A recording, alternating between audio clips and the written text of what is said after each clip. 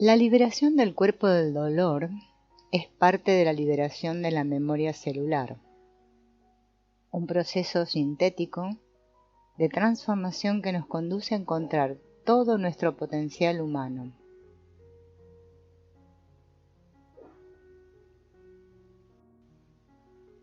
Tal vez no puedas modificar lo que te sucede, pero seguramente puedes cambiar lo que eso que sucede te provoca y te significa. Recuerda, hay una inteligencia increíblemente vasta dentro de ti, la misma que opera en todo el universo. La palabra emoción viene del término latino emovere, que significa mover desde un lugar. La represión de una emoción impide el movimiento natural de la energía vital. La represión conduce a un estancamiento y a una parálisis en alguna parte del campo energético, y como resultado en los sistemas orgánicos que se alimentan de él. Cuando no son procesadas, las experiencias negativas sofocan y reducen la carga emocional positiva, lo que lleva a una disfunción en el sistema cuerpo-mente. A lo largo de nuestra vida usamos una enorme cantidad de energía vital con el objetivo de reprimir emociones y mantener a raya la carga emocional negativa. ¿Qué pasaría si tuviéramos disponible toda la energía vital empleada en reprimir emociones negativas? ¿Qué sucedería si pudiéramos liberar toda la carga estancada en nuestras células? Liberar la carga no es lo mismo que borrar el recuerdo de los hechos. Implica liberar la energía vital atrapada, con el fin de usarla para el crecimiento y la autosanación. Todo el universo está hecho de energía. Todo sucede dentro del campo electromagnético del universo, y todo lo existente es parte de él. En las últimas décadas la ciencia ha demostrado lo que diversas enseñanzas de antiguas culturas vienen afirmando desde hace miles de años, que aquello que dominamos, mundo físico o universo manifestado, no está constituido por materia sólida, sino que su componente básico es la energía.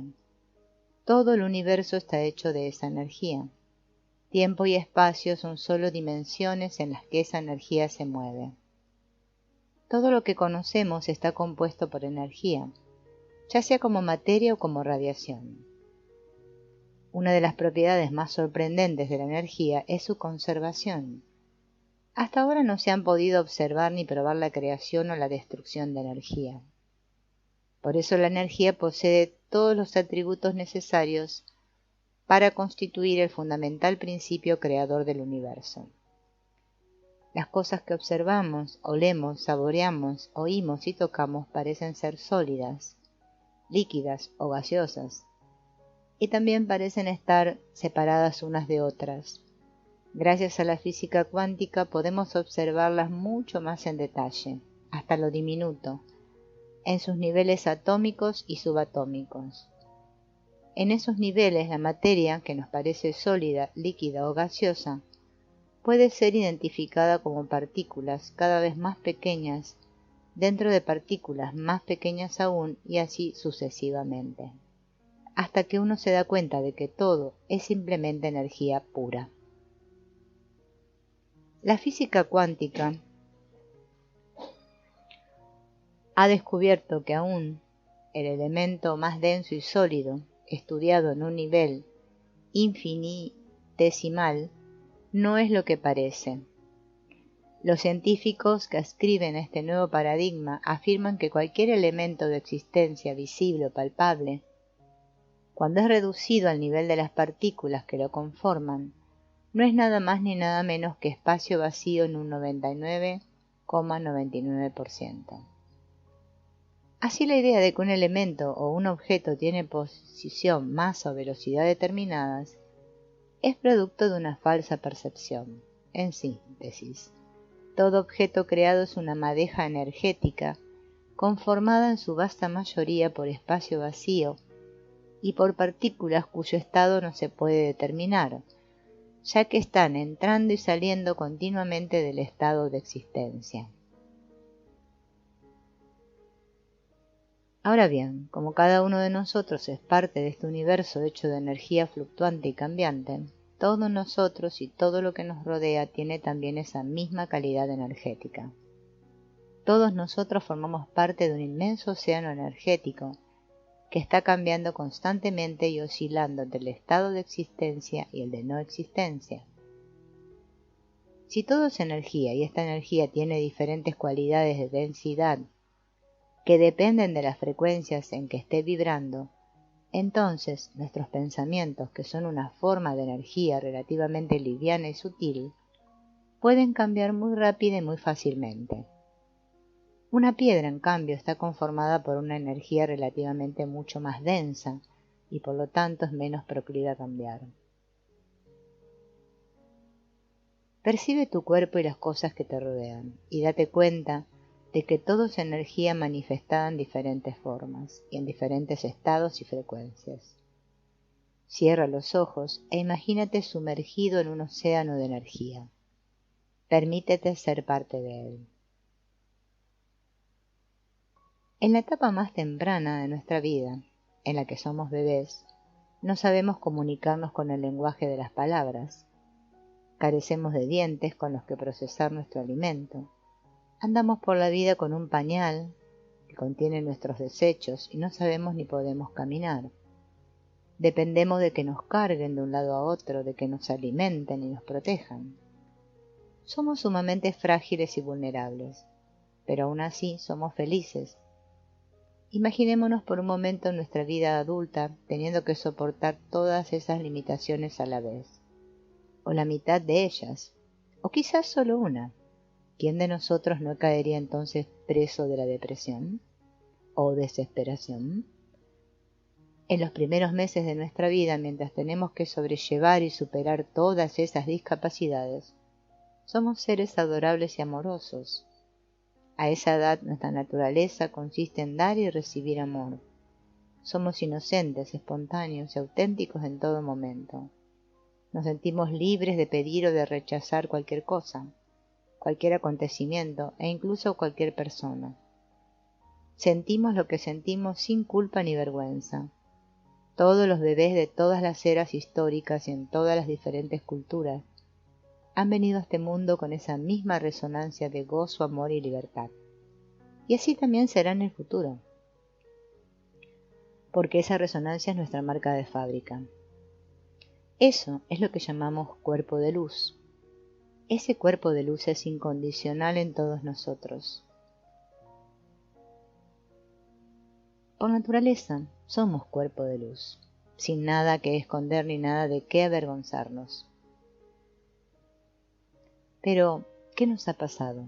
¿Cómo es posible que, habiendo sido diseñados de ese modo, los seres humanos terminemos viviendo la vida como lo hacemos?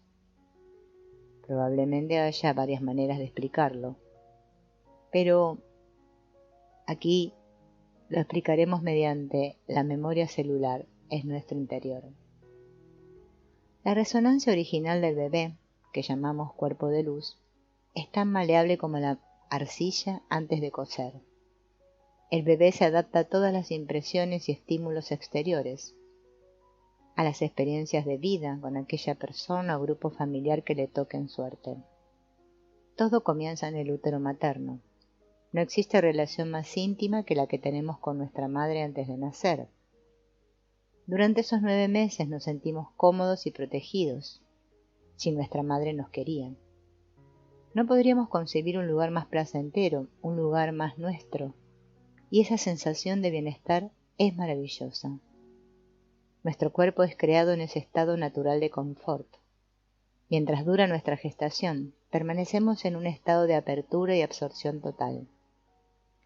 Y lo que nos es dado llega de manera incondicional, sin esfuerzo. A este estado beatífico se le adicionan las impresiones particulares de cada embarazo. El bebé siente y experimenta como suyo todo lo que la madre está sintiendo. Pues bien, ese periodo resulta el entrenamiento primigenio y esencial que siembra los patrones emocionales y comportamientos varios que esa persona en gestación va a desarrollar al crecer. Cualquier cambio de estado interno o externo que afecte a la madre va a resultar de una manera u otra en un aprendizaje. El hecho de que el útero de una madre sea un ambiente cálido, emocionalmente enriquecido, puede influir decisivamente en todos los sentimientos, anhelos, emociones, sueños, esperanzas y pensamientos del hijo a través de toda la vida. En el útero se aloja un individuo sumamente sensible, primero el feto y posteriormente el bebé, que puede oír y sentir mucho de aquello que oye y siente de la madre. Los psicólogos prenatales consideran que el centro de gravedad de la personalidad humana se conforma en el útero. Se ha observado que así como el bebé recibe lo que la madre inhala, come o bebe, también le son transmitidos los pensamientos y las emociones. También se ha observado que las hormonas del estrés, como por ejemplo la adrenalina, viajan a través del torrente sanguíneo de la madre, creando en el bebé el mismo estado emocional que ella experimenta. Los patrones de ansiedad crónica, de preocupación o de ambivalencia acerca de tener o no tener al bebé pueden predisponer al niño a repetirlos en su vida futura. A partir del nacimiento, el bebé es muy sensible a las influencias exteriores y responde muy bien a la gentileza, a la suavidad y al contacto amoroso, mientras que en cambio reacciona mal a las luces destellantes, a los ruidos y al entorno metálico asociado con los nacimientos e institutos médicos. La habilidad de la madre para permanecer calma y comunicarse con el bebé durante el embarazo, sumada a la creación de un entorno apropiado para un nacimiento relajado y amoroso, va a contribuir inmensamente a la salud física y emocional del niño por el resto de su vida. Venimos al mundo diseñados para absorber indiscriminadamente los rasgos y patrones, tanto mentales como emocionales, de los que nos rodean. Es tan profundo y abarcador el amor que sentimos por ellos que queremos fundirnos con ellos y tenerlos con nosotros todo el tiempo. Mientras dura nuestra etapa como bebés, no filtramos nada de lo que recibimos. ¿Por qué habríamos de hacerlo, especialmente si nos sentimos inundados de amor y eso nos resultó agradable por el espacio de 9 meses? Pero mientras que la necesidad de experimentar esa conexión de amor, bienestar e intimidad es constante e incluso persiste cuando somos adultos, sentimos la vida fuera del útero como una perpetua experiencia de separación, tan opuesta a la vida intrauterina que podemos percibir esta separación como algo intensamente incómodo o doloroso. En el bebé, todo aquello que no es sentido como agradable genera sentimientos y sensaciones incómodos, que a su vez producen reacciones como rechazo y llanto. Así, a través de la experiencia de separación vivida a diario, el bebé aprende que ser permeable y abierto, ser vulnerable es doloroso, y que es mejor cerrarse para protegerse.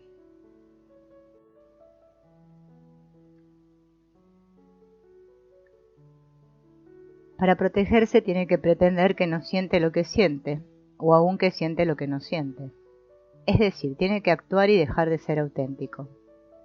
Entonces aquel bebé, que espontáneamente tomaba lo que quería o rechazaba lo que no le gustaba, se convierte en un niño que empieza a decir sí cuando quiere decir no.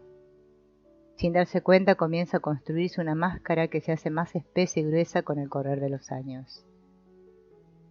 El expansivo y confiado cuerpo de luz se retrae y se contrae, y con cada una de esas contracciones emerge un campo energético de resonancias muy diferentes. Son las resonancias del incómodo y doloroso cuerpo del dolor. Lamentablemente ni siquiera el ambiente familiar más amoroso y comprensivo va a poder evitar que este proceso de contracción ocurra. A donde quiera que va, el bebé se encuentra con la inevitable experiencia de la separación.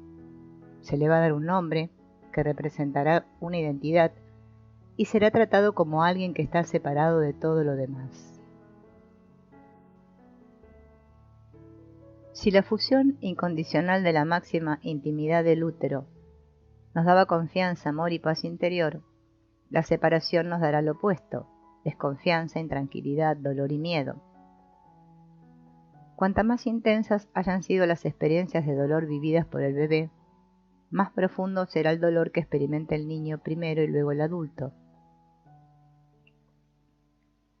Y ese dolor generará heridas emocionales que no tendrán oportunidad de curarse, porque ese bebé o ese niño pequeño continuará experimentando la separación en un mundo donde todos los que lo rodean padecen la misma situación y nadie sabe cómo curarse.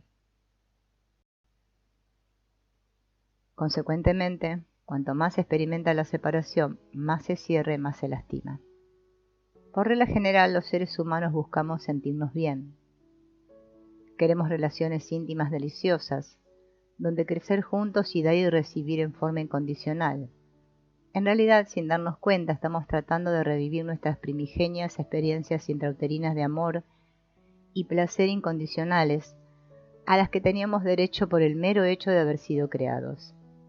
Y a pesar de que ese es nuestro derecho y de que así hemos sido creados, tenemos un miedo muy profundo a ser incondicionalmente vulnerables, porque cuando fuimos inocentes y confiados sufrimos mucho.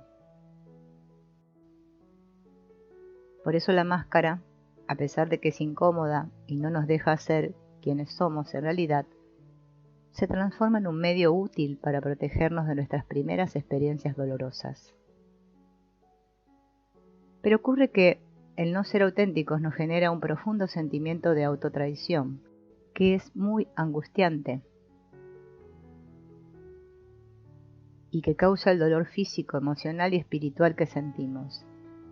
Ese dolor se experimenta como una contracción energética en nuestro campo electromagnético que conforma el cuerpo del dolor. Es en este punto donde se abre la encrucijada que ha sido y será el gran desafío que debemos afrontar y resolver tarde o temprano. Cómo vivir sin contracción y recuperar el cuerpo de luz. Es evidente que la vivencia de nosotros mismos cambia radicalmente cuando comprendemos con todo nuestro ser el hecho de que somos energía en diferentes estados de manifestación, en su mayor parte en estado líquido. Esto último no constituye una sorpresa. Aproximadamente el 70% de nuestro cuerpo es agua, y el 85% del cerebro y del sistema nervioso lo es también. El agua tiene una altísima conductividad eléctrica y entonces es comprensible que los cambios energéticos ocurran en nosotros tan rápidamente muchas veces sin que nos percatemos de ellos en absoluto. Tómate un momento para considerar esto. Tus pensamientos están generando tormentas simultáneas de infoenergía en tu cerebro y en tu sistema nervioso, que produce movimientos energéticos en todo tu sistema cuerpo-mente. Nuestro campo energético tiene la capacidad de cambiar muy rápidamente, ya que es el resultado de la combinación dinámica de una cantidad infinita de factores, que conforman nuestros pensamientos, sensaciones y sentimientos en cualquier momento dado. Nuestro campo electromagnético puede cambiar en cualquier instante, afectando tanto nuestra actividad mental como nuestra fisiología y nuestras reacciones emocionales. Nuestro estado de ser es una respuesta colectiva a los pensamientos, a las sensaciones y a las emociones en cualquier momento dado. Este estado es el factor que determina, a cada instante, lo que sentimos internamente y también nuestra conducta exterior. Por eso un cambio en cualquiera de los tres componentes, pensamiento, sensación, emoción, dará lugar a muchas combinaciones potenciales y producirá diversos tipos de comportamiento.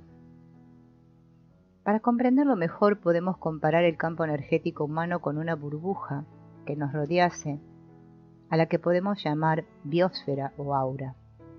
Esta burbuja incluye todas las creencias y decisiones internas que condicionan nuestra conducta, así como información que viene de generaciones pasadas.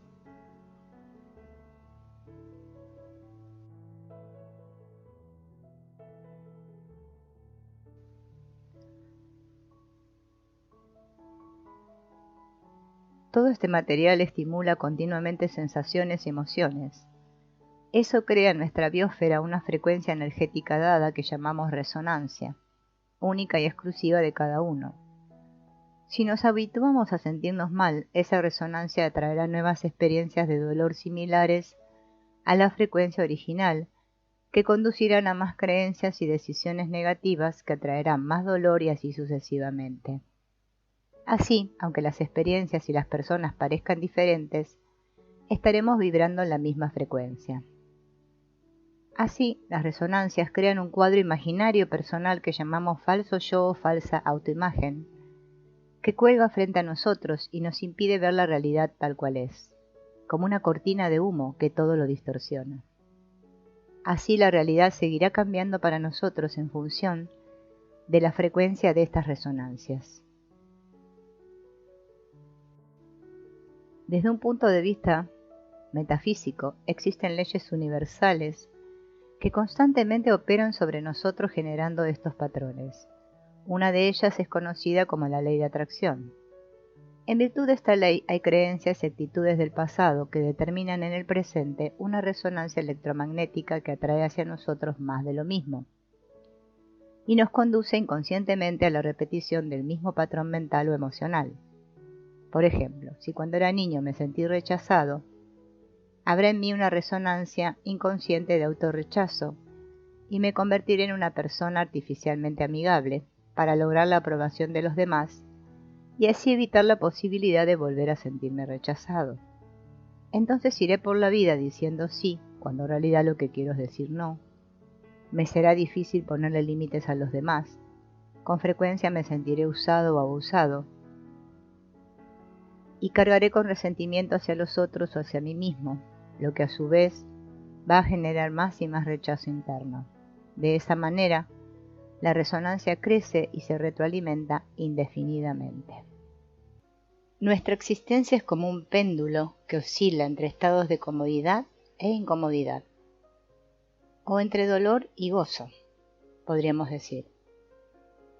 Para poder entender de manera práctica este concepto, tenemos que estar abiertos a experimentarnos a nosotros mismos como madejas energéticas. La fuerza vital que nos forma y nos anima es muy sutil, y su estado cambia continuamente. Desde hace ya varias décadas, los científicos coinciden en que materia y energía son lo mismo y en que, por consiguiente, todo es energía y todo vibra en nosotros en una determinada frecuencia. Hace miles de años, las enseñanzas espirituales de los sabios e iluminados de la India fueron llevadas a la China por maestros que venían del antiguo Tíbet. Ellos organizaron y dieron forma al corpus de conocimientos que hoy denominamos filosofía de Oriente. Algunos conceptos fundamentales de muchas de estas enseñanzas esotéricas han llegado al presente a través de los siglos, pacientemente elaborados y transmitidos a nosotros.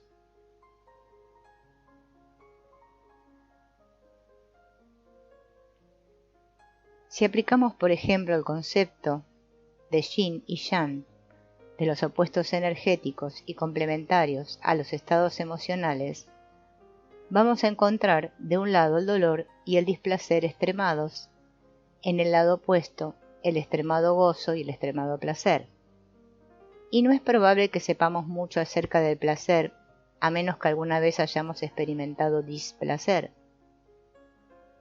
En otras palabras, a menos que algo nos haya hecho sentir incómodos o nos haya impedido sentir placer. Solo cuando conocemos el dolor podemos experimentar su contrario y darnos cuenta de cuán cómodos o cuán tranquilos nos sentíamos con determinada persona o en determinada situación. La privación de lo placentero nos permite, por contraste, saber cuánto deseamos aquello que nos hace sentir bien.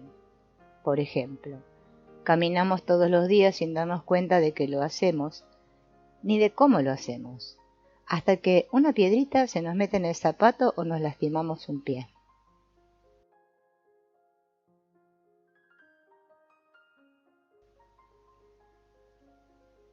Si transcurriéramos nuestra existencia humana como lo hacen los demás animales del planeta, fluyendo naturalmente entre los opuestos energéticos, de lo que se siente cómodo o bien y de lo que se siente incómodo o mal, pasaríamos una parte de ella en la zona del gozo y otra parte en la zona del dolor, mientras que durante el resto del tiempo estaríamos atravesando todos los puntos intermedios que constituyen las diferentes gradaciones entre el dolor y el gozo. Sin embargo, las cosas no son así para nosotros. Los seres humanos civilizados hemos olvidado cómo permitir que la vida fluya de manera natural. Nuestra mente racional está programada para controlar o resistir ese ciclo natural a través de una maraña de creencias y hábitos mentales y emocionales que conforman una identidad energética artificial. Algunos teóricos han denominado ego a este aspecto de nuestro ser. Este ego solo quiere y acepta el gozo y evita y rechaza el dolor. A través de este condicionamiento cultural, el dolor deja de ser una experiencia energética y pasa a estar asociado con miedo, queja, culpa, vergüenza, frustración, furia y muchos otros sentimientos negativos. Es interesante observar que cuando las circunstancias son favorables para la identidad artificial, o sea, cuando todo sucede como nos gusta o según como estamos programados, nos sentimos intensamente felices y creemos que ese estado debería ser permanente. Energéticamente hablando, estamos totalmente entregados y nuestro péndulo se mueve hacia el tope del gozo. Pero cuando tenemos una experiencia que ocurre en algún punto entre el dolor y el gozo, nos preguntamos qué anda mal. ¿Cómo se explica que haya habido tanto dolor en mi vida? ¿Cómo se explica que haya tanto sufrimiento en el mundo? El péndulo no puede permanecer todo el tiempo en la zona de la alegría y del gozo. Esto es así sencillamente porque las cosas no están diseñadas de ese modo en este universo. Es natural que en algún momento se mueva hacia el centro y luego se desplace hacia el extremo del dolor. Nuestra existencia, así como la de todo lo creado, transcurre en ese continuum que se da entre el gozo y el dolor. Pero eso es precisamente lo que nuestra identidad artificial no está dispuesta a aceptar. Rechaza esta parte de la historia y la combate a muerte. Esto es así porque nuestra mente racional, ego, ha sido programada para evitar el dolor y recurre a todas las estrategias imaginables para resistir el movimiento natural del péndulo. Esta resistencia solo sirve para retardar el curso oscilatorio, que a veces inclusive en el trayecto hacia el dolor extremo, se detiene más de lo necesario en el lado del dolor, que es precisamente lo que se trataba de evitar. Así pues, la resonancia de aquello que estamos tan habituados a sentir, el sufrimiento, es realmente un producto directo de la resistencia al dolor, que por ende se perpetúa en nosotros. El péndulo no va a volver a su centro mientras no haya completado su ciclo. Cuanto más resistamos su natural fluir, más tiempo permaneceremos en el lado en que nos sentimos mal. Por eso nos es más familiar el sufrimiento que la alegría. De manera inconsciente agotamos muy rápido las buenas sensaciones y resistimos las desagradables interminablemente. La resonancia del sufrimiento o dolor perpetuado continuará hasta que por fin nos permitamos experimentarlo, abrazándolo tal cual es. Esto no significa que nos guste lo que está pasando ni que estemos de acuerdo con ello. Este paso es el corolario del proceso de tomar responsabilidad por la propia vida y de aceptar lo que ella exige de nosotros. Para muchas personas, esa aceptación tiene lugar cuando la identidad artificial que llamamos autoimagen se debilita y se cansa de resistir la realidad y pelear contra ella. En otros casos, la aceptación surge de un hacerse amigo de la vida y de la toma de conciencia de que la oscilación del péndulo es un proceso natural. Por fin nos damos cuenta de que ya no queremos vivir solo del lado positivo del péndulo, porque hemos verificado que esta fantasía crea aún más sufrimiento. Comprendemos que oscilar es una parte natural de nuestra existencia, como seres humanos, y que cuanto más lo aceptamos, más rápido se mueve el péndulo. Al mismo tiempo, la oscilación se hace más imperceptible. Ya no nos interesa ninguno de los extremos. Reconocemos que el punto central del péndulo es lo único que permanece firme y por consiguiente es el punto de poder. El centro del péndulo es el testigo que hay en nosotros, aquello que registra la experiencia y se da cuenta. No es masculino ni femenino, no es joven ni viejo, es simplemente el lugar de darse cuenta. Y ese testigo es consciente con todas las partículas que conforman nuestro ser y nuestro sistema cuerpo-mente. Está impregnando todo aquello que llamamos bueno o agradable, y también aquello que llamamos malo o desagradable. Todo lo que existe, si existe, tiene esa presencia que lo impregna. Si es parte del universo, es parte de la sopa energética que todo lo crea y todo lo es. La batalla del ego contra lo que es una batalla perdida. De modo que tarde o temprano la aceptación y la entrega son inevitables. Es solo cuestión de tiempo. Claro que se puede librar infinidad de batallas en una larga, desgastadora y costosa guerra. Todo depende de cuánto tiempo quiera uno pasar en el frente de batalla y de la capacidad vital que esté dispuesto a pagar como precio. Todos hemos experimentado dolor alguna vez, física o emocionalmente. Sin embargo, existen dos clases diferentes de dolor que surgen de dos lugares muy distintos. A uno lo vamos a llamar dolor real y al otro dolor imaginario, o más comúnmente sufrimiento.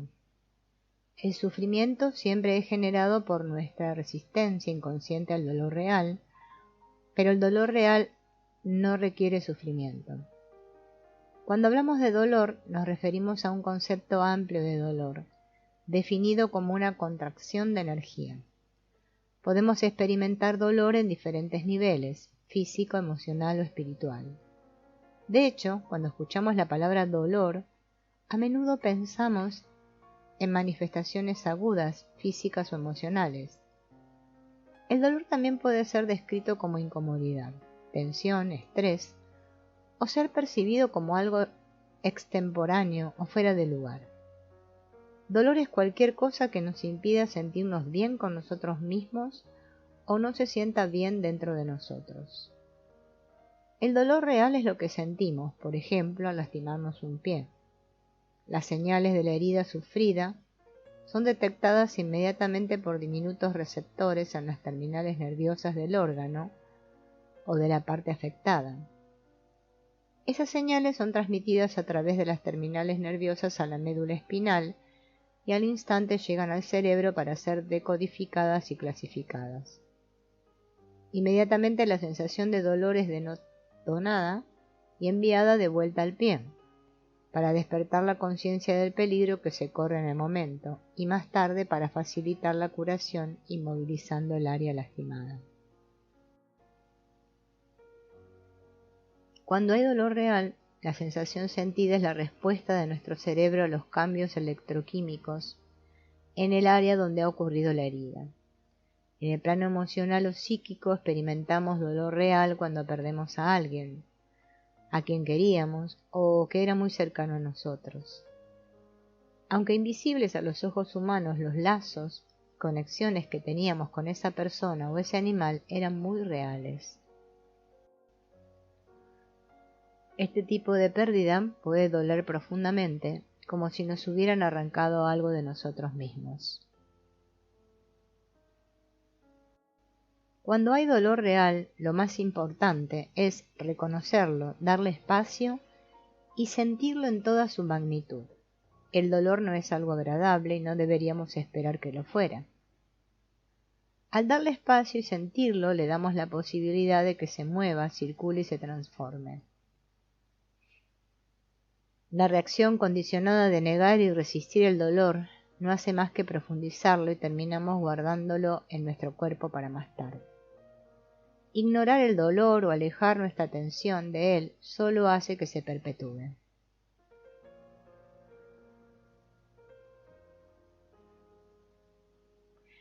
Nuestro cuerpo sabe, si lo dejamos hacer, va a encontrar la postura y los sonidos adecuados y las emociones relacionadas para hacer circular el dolor. Cuanto antes atravesemos este proceso, más corto será el periodo de dolor. Además existe lo que llamamos dolor imaginario. Desafortunadamente, la mayor parte del dolor que sentimos los seres humanos es de esta clase. El dolor imaginario tiene su origen en la mente. Cuando decimos mente nos referimos a esa parte nuestra que racionaliza, opina e interpreta todo lo que acontece sobre la base de un sistema de creencias dado. Así, la mente decide si lo que percibe es bueno o malo. Supongamos, por ejemplo, que una joven le anuncia a su madre: «Mamá, me voy a casar con Pedro». Para algunas madres esto podría ser una gran alegría, mientras que para otras puede ser lo contrario. Si la madre, debido a sus propias experiencias pasadas, cree que el matrimonio no es algo bueno, este anuncio puede provocarle un infarto, una depresión profunda o un ataque de pánico o de furia. Esto es así simplemente porque en lo más profundo de su ser, su sistema de creencias le cuenta la historia de cuánto va a sufrir su hija en su matrimonio o cuánto va a sufrir ella misma al ver sufrir a su hija. Cuando el dolor es imaginario, se dispara. Duele porque nuestra mente ha declarado un estado de emergencia interno sobre la base de creencias y decisiones elaboradas durante experiencias dolorosas del pasado. El dolor imaginario surge en la mente e inmediatamente es transmitido al cuerpo, causando todo tipo de problemas porque con frecuencia se queda allí estancado sin ser explorado ni procesado. Entonces, cada vez que algo dispare ese recuerdo, guardado en lo que llamamos la parte sumergida del iceberg de lo que somos, el subconsciente, pensaremos y sentiremos de la manera en que pensamos y sentimos cuando sentimos el dolor originario, ahora sin saber por qué, sin entender qué está pasando. Como estamos entrenados culturalmente para rechazar el dolor y no sentirlo, el cuerpo vuelve a guardar ese dolor para más tarde, y eso se convierte en un círculo vicioso que lastima interminablemente. Siempre que hay dolor imaginario, hay una mente que lo genera y un cuerpo físico y emocional que dispara sensaciones y sentimientos que quieren moverse. Lo mental se convierte así en físico, confundiendo, distorsionando y resistiendo lo que ha sido real en el pasado y lo que es real en el momento presente. Si reeducamos nuestra mente y reprogramamos nuestros pensamientos, las creencias y decisiones que crean dolor se pueden desactivar y lo que llamamos sufrimiento se irá con ellas. El dolor imaginario genera sufrimiento y también lo prolonga. Cuanto más dolor imaginario haya en nosotros, más sufrimiento experimentaremos. Las contracciones energéticas creadas por el dolor imaginario alteran nuestras funciones orgánicas, nerviosas y estructurales. Un dolor crónico puede ser la resultante de capas y más capas de dolor imaginario, pero también puede ser el resultado de una enfermedad o un accidente sucedidos hace tiempo. En este último caso, el dolor crónico sobreviene como la combinación de el dolor originario, una herida, una lesión, un tumor, una disfunción orgánica, la resistencia a sentirlo, esto no debería pasar, esto es demasiado para mí, o el dolor imaginario, miedo a estar incapacitado, miedo al futuro, miedo a la muerte, etc. Si le preguntamos a una persona que tiene un dolor crónico qué puntaje del 0 al 10 le adjudicaría a su dolor, 10 representa un dolor altísimo y 0 bienestar. Y supongamos que elige el número 8, sabremos que parte de ese dolor es dolor real y otra parte es dolor imaginario. Ahora bien, el dolor puede transformarse y disminuir si la persona deja de resistirlo y de creer las historias que su mente le está contando.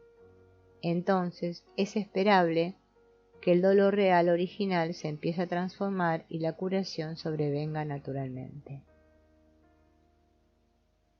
Cuando hay dolor crónico, también hay una historia y una autoimagen creada por el hecho de haber sufrido durante cierto tiempo. Cuando nos acostumbramos a estar enfermos o doloridos, pensamos que poseemos la enfermedad. A menudo oímos expresiones como mi artritis o mi tumor. Liberando estas cargas estancadas, ese hipotético número 8 podría disminuirse a niveles mucho más manejables, a 1 o incluso a 0. Todos los seres vivientes estamos diseñados para evitar instintivamente el dolor. Mantenerse alejado de situaciones dolorosas es sabiduría instintiva. Eludir situaciones de las que podemos salir lastimados es hacer uso de las habilidades naturales. Cualquiera puede ver la diferencia entre los adultos civilizados por un lado y los animales y los niños pequeños con respecto a cómo se relacionan con el dolor. Si un niño pequeño siente tristeza, llora. Si siente cólera, grita. Si siente miedo, tiembla. De este modo, los niños honran lo que están sintiendo. Cuando los niños sienten dolor, se permiten experimentar esa sensación o sentimiento, porque aún no han aprendido a hacer lo contrario. Dejan que su cuerpo procese naturalmente lo no placentero, llorando, gritando, sacudiéndose. Exageran, intensifican lo que sienten tanto como pueden, hasta que pasa. Finalmente se relajan. Minutos más tarde actúan como si nada hubiera sucedido y vuelven a jugar. En los adultos civilizados este proceso es notablemente distinto. Son expertos en deshonestidad emocional y en pretender que no sienten lo que sienten. Cuando están tristes se dicen a sí mismos y a los demás, no pasa nada. Cuando están enojados se dicen a sí mismos y a los demás, está todo bien. Cuando tienen miedo actúan como si todo estuviera bajo control. Sin embargo, esas mismas personas actúan de manera muy distinta cuando experimentan sensaciones y sentimientos agradables y socialmente aceptados, por comunicar los cuales además será premiado. Solo es aceptado y bien visto expresar los sentimientos pasibles de ser relacionados con el lado bueno de la vida. Entonces esa persona expresará y agotará rápidamente esas sensaciones y pronto querrá y necesitará más. Cuando describimos un sentimiento como negativo, estamos resistiendo su existencia. Cuando negamos algo que sentimos y nos juzgamos por sentirlo, estamos negando una parte genuina de nosotros mismos. Es posible que, en nuestra niñez, alguna vez nos hayamos sentido furiosos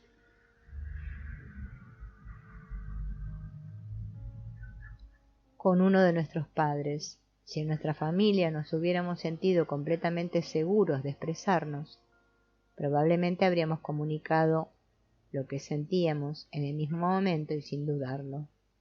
Si ese no fuera el caso, probablemente hayamos enmascarado nuestros sentimientos conforme a lo que creíamos que se esperaba de nosotros. Quizás hayamos reprimido esa furia y la hayamos reemplazado por sentimientos de culpa o vergüenza, mientras nos decíamos a nosotros mismos, ¿qué clase de hijo soy? ¿Qué siento esto por mi madre? También es posible que hayamos usado otra estrategia muy común, la de reprimir la emoción que sentimos tapándola con miedo. Si le digo lo que siento me va a matar. O en una versión sublimada, me va a abandonar. O simplemente, ya no me va a querer. Crecimos y fuimos educados para cambiar lo que sentimos por algo más compatible con nuestra identidad artificial y con las escenas imaginarias de cómo deben ser las cosas en esta familia, en esta sociedad, en esta pareja.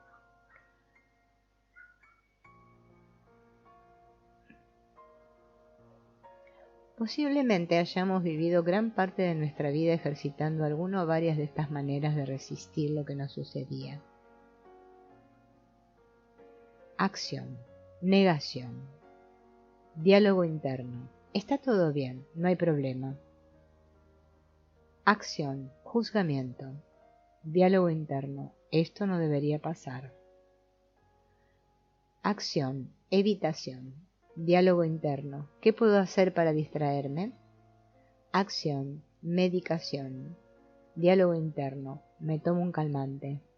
Acción. Queja. Diálogo interno. ¿Por qué a mí? Acción. Análisis.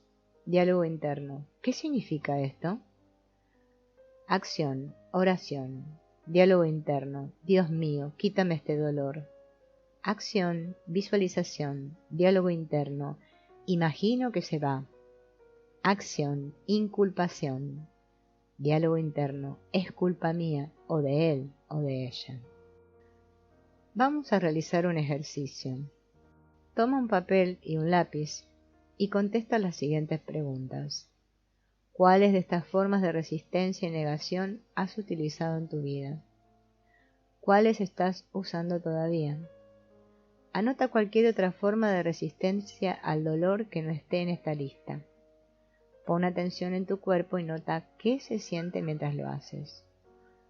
Si resistimos lo que es y los sentimientos presentes, no podremos digerir la experiencia.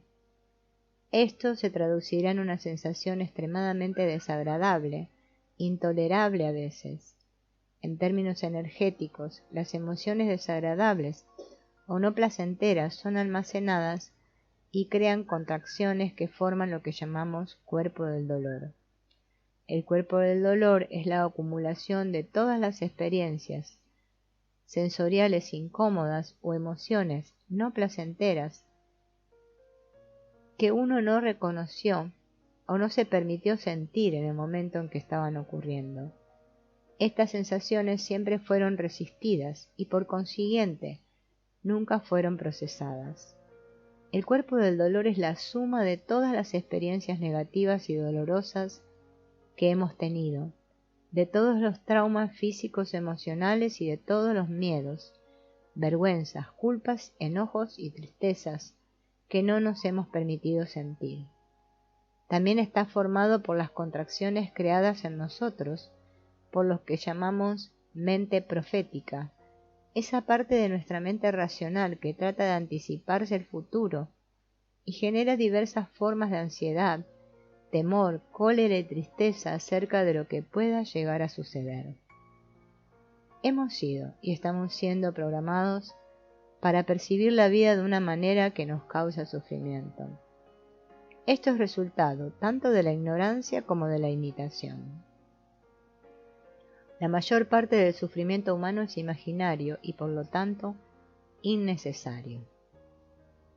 A menudo no nos gusta lo que nos pasa y vivimos en un estado de insatisfacción casi constante. Raramente nos sentimos felices con nuestra vida. Además, nuestra programación civilizada genera la creencia colectiva de que nunca somos suficientemente adecuados o estamos completos. Esa es la creencia base de lo que llamamos progreso, y es posible que tenga un costado beneficioso, aunque sin duda posee un costo emocional muy alto. No me gusta esta manera de vivir. No estoy listo. Es demasiado para mí. Esto no debería pasar ahora. Son pensamientos que nos surgen cuando no podemos reconocer la simple verdad de que en el universo todo fluye y que nuestra fuerza vital necesita fluir con la vida de la misma manera en que un río necesita fluir hacia el océano. Al negar cualquier cosa que pudiera estar ocurriendo, luchamos contra el universo y toda la creación. Y es importante comprender que esa pelea está perdida desde el principio, porque los planes que informan el universo, así como todo lo creado en él, son muy poderosos. Cuando pensamos en términos de debería ser o no debería ser, estamos ignorando el hecho de que todo sucede por alguna razón, y aunque no conozcamos esa razón, está apoyada por la fuerza creadora de todo lo existente. Cuando nuestra mente racional produce pensamientos de resistencia y negación acerca de las circunstancias de nuestra vida, la fuerza vital que fluye naturalmente en nosotros se estanca y se acumula. Este proceso de acumulación da origen a un exceso de energía que se llama carga emocional negativa y genera sufrimiento físico o emocional. Imaginemos que un río fluye libremente hasta que su cauce es bloqueado en un punto por un dique. El resultado será un gran volumen de agua estancada. Habrá exceso de agua bloqueada río arriba y faltará agua río abajo. Esa enorme presión originada por el dique, junto con el desequilibrio ecológico resultante, no afectará solo al río, sino a todo lo que lo rodea. Lo mismo sucede cuando le ponemos un dique a una sensación o sentimiento. La fuerza vital queda atrapada en nuestro cuerpo, igual que el agua del río es contenida por el dique, y crea en nosotros el cuerpo del dolor. Produce una resonancia energética negativa que afecta nuestro bienestar físico, emocional y espiritual. En la medicina china existen 2 reglas de oro que nos ayudan a entender de qué modo se crea el dolor. La primera de ellas es: cuando la fuerza vital chi se estanca, las enfermedades se manifiestan. La segunda afirma que cuando hay dolor hay exceso de energía, chi acumulada. El exceso de energía atrapada en los circuitos del sistema cuerpo-mente produce en todos los niveles un desequilibrio conocido en esta medicina como desequilibrio energético yin-yang. Por un lado hay energía en exceso, mientras que del otro lado no hay suficiente energía. Juntos, el yin y el yang representan el movimiento dinámico, creativo y eterno del universo, y también están presentes en nosotros, como parte del universo que somos. Si nos resistimos a aceptar a alguno de ellos, en general el yang, dentro de nosotros, o si negamos su existencia, nuestra fuerza vital se convertirá en energía estancada e insalubre. Estaremos desconectados de la vida y de nuestro propio ser, y el sufrimiento será nuestro más fiel compañero.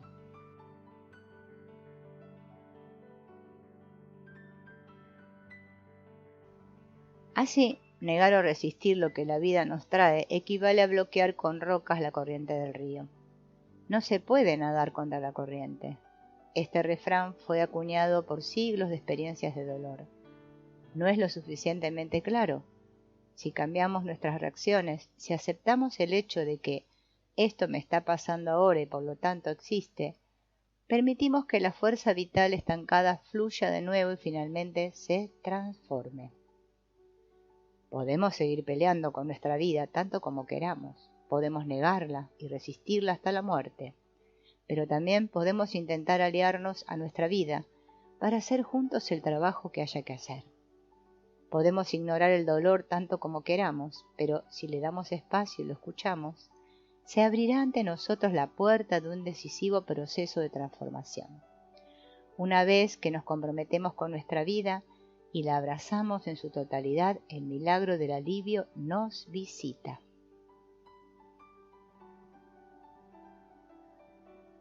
Lo que resiste, persiste, dice una antiquísima premisa tomada de las enseñanzas espirituales del Oriente. Aunque en algunos círculos se haya convertido en una muletilla, encierra una gran sabiduría. El dolor puede irrumpir en nuestras vidas de muchas maneras. Resistir el dolor es sobre todo negar que ya está con nosotros y luchar a ciegas contra lo que está pasando. Pero pelearse con el dolor es pelearse con la realidad, y de acuerdo con nuestra experiencia, pelear contra la realidad es casi siempre un mal negocio. Para comprender la inutilidad de la resistencia al dolor, puedes pensar en una rueda por la que corre un hámster. Imagina que uno de los barrotes de la rueda tiene la etiqueta dolor. Independientemente de cuál sea el barrote por el que empiece a correr el hámster, siempre pasará por el barrote dolor. Tanto si corre hacia él como si se aleja, a él volverá tarde o temprano, y cuanto más rápido corra, más rápido regresará a dolor. Como el gozo y el placer, el dolor es parte de la vida humana. Y nuestra vida es como una de esas ruedas, una gran rueda construida con las muchas y diferentes experiencias que necesitamos vivir. Lo mejor que podemos hacer para evitar el sufrimiento es permitir que las cosas pasen y abrazar nuestra vida. No obstante, permitir que las cosas pasen no significa que nos gusten o que estemos de acuerdo con ellas. Tampoco significa que no debamos intentar nada para cambiarlo. Para honrar nuestra vida y definitivamente abrazar nuestra vida, no es necesario que lo que nos sucede nos agrade. Abrazar, amar y honrar nuestra vida solo significa estar presentes y sentir con toda nuestra conciencia cualquier sentimiento que experimentemos en un determinado instante. Estar presente no significa detener la mente, sino observarla, y desde ese lugar de contemplación y presencia, abrazar nuestra vida tal cual es y hacernos sus aliados y no sus adversarios. La vida está siendo creada momento a momento, y está siendo apoyada por el universo en su totalidad. No podría ser de otra manera. Las ideas de lo que debería ser nuestra vida surgen de esa identidad artificial que llamamos autoimagen, que utiliza nuestra mente para generar una nueva fantasía tras otra, que son los obstáculos para abrazar lo que realmente está pasando. Aliarse al universo, del que indudablemente somos parte, y fluir en la incesante creación de aquello que llamamos nuestra vida, constituye un acto poderoso y profundamente sabio. Cuando nuestro centro de gravedad energético está alineado con el flujo de la vida, podemos sentir amor, poder y libertad. Y somos entonces como una gota de agua que celebra ser parte del océano. Podemos vivir nuestra vida a gran velocidad, saltando de experiencia en experiencia. Pero, ¿qué pasaría si en lugar de correr como corre el hámster sobre una gigantesca rueda de fantasías, nos detuviéramos a vivir las experiencias sintiéndolas a fondo y honrando cada cosa que nos sucede? ¿Qué pasaría si en vez de gastar energía tratando de realizar nuestros planes, predicciones o grandes ideas, aceptáramos que en realidad esos planes y esas ideas son parte del mismo universo que se recrea a través de nosotros?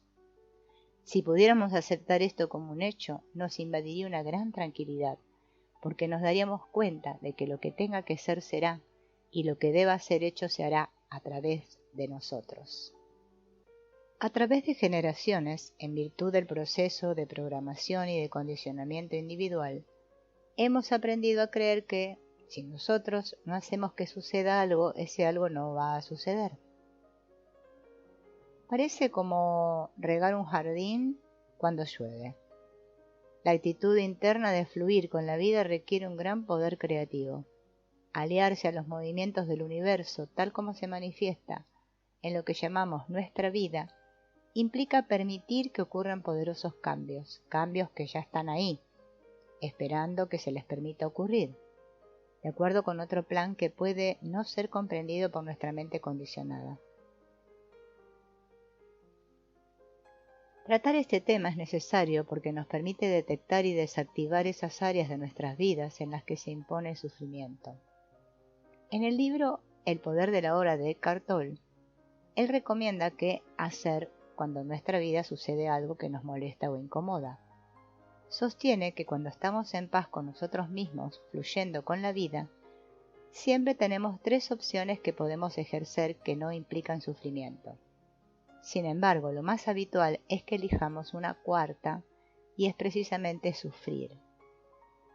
Esas 3 opciones son: cambiar lo que no me gusta o pedir por lo que quiero, estando dispuesto a recibir un no y a negociar si es necesario. Significa pues usar todos los medios posibles para cambiar la situación. Si tengo frío me abrigo, si tengo hambre como, si no tengo comida la busco o la pido. Si estoy enfermo, busco la manera de mejorarme. Si se trata de algo que me molesta en una relación con alguien, utilizo comunicación consciente. Es decir, que hablo de manera honesta, expresando cómo me siento y cuáles son mis necesidades. Hago todos los requerimientos necesarios sabiendo que me pueden decir no a todo lo que pido, pero también me pueden decir sí. Implemento todos los cambios necesarios en el convencimiento de que si son posibles significa que el universo los está apoyando. En otras palabras, el universo está creando los cambios a través de mí. Ahora bien, si hago todo lo posible y aún así me es imposible cambiar la situación, entonces tengo 2 opciones más, siempre estando en paz conmigo mismo. Aceptar total y profundamente lo que está sucediendo y estar en paz con ello, sin culpar a nadie ni quejarme de nada. Esto no es resignarme ni tolerar ni capitular, lo que implicaría generar contracciones emocionales de tristeza, resentimiento, culpa o miedo. Cuando aceptamos la vida y nos aliamos a ella, encontramos la manera de disfrutarla tal como es. Aceptar, ceder y entregarse después de haber tratado de hacer todos los cambios posibles, o incluso mientras aún los estamos intentando, nos provee de muchísima energía y nos hace más creativos. Esta actitud puede brindar muchísima paz interna y fuerza en casos de enfermedad, discapacidad, la muerte de un ser cercano, tragedias o accidentes. Además, aumenta la posibilidad de nuestro cuerpo de curarse a sí mismo, puesto que no estará gastando fuerza vital en dolor imaginario. Pero, aun si no puedo cambiar lo que no me gusta y me es imposible aceptarlo, alejarme de la situación es la tercera opción que puedo tomar experimentando paz interna. Por ejemplo, si he llegado a la comprensión de que una de las necesidades más importantes de mi vida es la de estar en paz y disfrutarla, y me encuentro en una situación laboral por la que estoy encerrado todo el tiempo en una oficina, donde el ambiente es de tensión constante, con peleas y ruidos estridentes, uso mi primera opción, que es intentar cambiar la situación. Intento hablar con mis superiores, pido un cambio de sección, pero aún así nada cambia. Entonces intento aceptar la situación como es. Sin embargo, me es imposible hacerlo. Termino mi día cansado, malhumorado. Mi mente juzga y se queja sin parar. En otras palabras, estoy sufriendo. Entonces pongo en marcha la tercera opción. Me alejo de la situación, busco otra manera de ganarme la vida que esté más alineada con mis principios, con mis prioridades y con mis valores de vida. Lo importante es tener claro que no vamos a negociar nuestro estado de paz interior a ningún precio. Sin embargo, hacerlo no es tan fácil como decirlo. El obstáculo principal que encontramos es el hecho de que culturalmente estamos programados para ser víctimas, para quejarnos y sufrir. Y esta es la cuarta opción, la que casi siempre elegimos. Vimos a nuestras familias, a nuestros maestros y a muchos otros sufrir y no disfrutar de sus vidas, y nos convencimos de que eso es natural y normal. La vida es sufrimiento, dicen, y todos estamos de acuerdo, lo creemos y lo transformamos en una verdad. Solo puede ser natural y normal en tanto y en cuanto seamos inconscientes de quiénes somos y de qué somos en verdad. Cuando creemos que somos lo que no somos, vivimos la vida desde la mentira. Y cuando nos mentimos, la consecuencia natural es el sufrimiento. Cuando ignoramos que podemos elegir y ejecutamos siempre la misma opción, la de ser víctimas, es casi imposible vivir en paz con nosotros mismos. En otras palabras, sin saberlo estamos eligiendo quejarnos y estar ansiosos o preocupados. Estamos optando por juntar resentimiento, por acusar y culpar a los demás, optando por mentir y esconder y usando muchas otras estrategias para no tomar responsabilidad por nuestras vidas.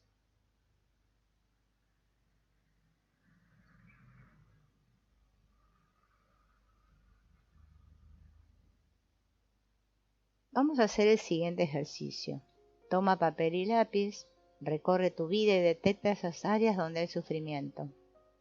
Hazte las preguntas de la 1 a la 7, siempre teniendo en mente que tu objetivo es vivir una vida de paz y de disfrute. 1. ¿Hay algo que puedo cambiar al respecto? 2. ¿Puedo cambiar? 3. ¿Estoy dispuesto a hacer el cambio? 4. ¿Puedo aceptarlo? 5. ¿Estoy dispuesto a aceptarlo?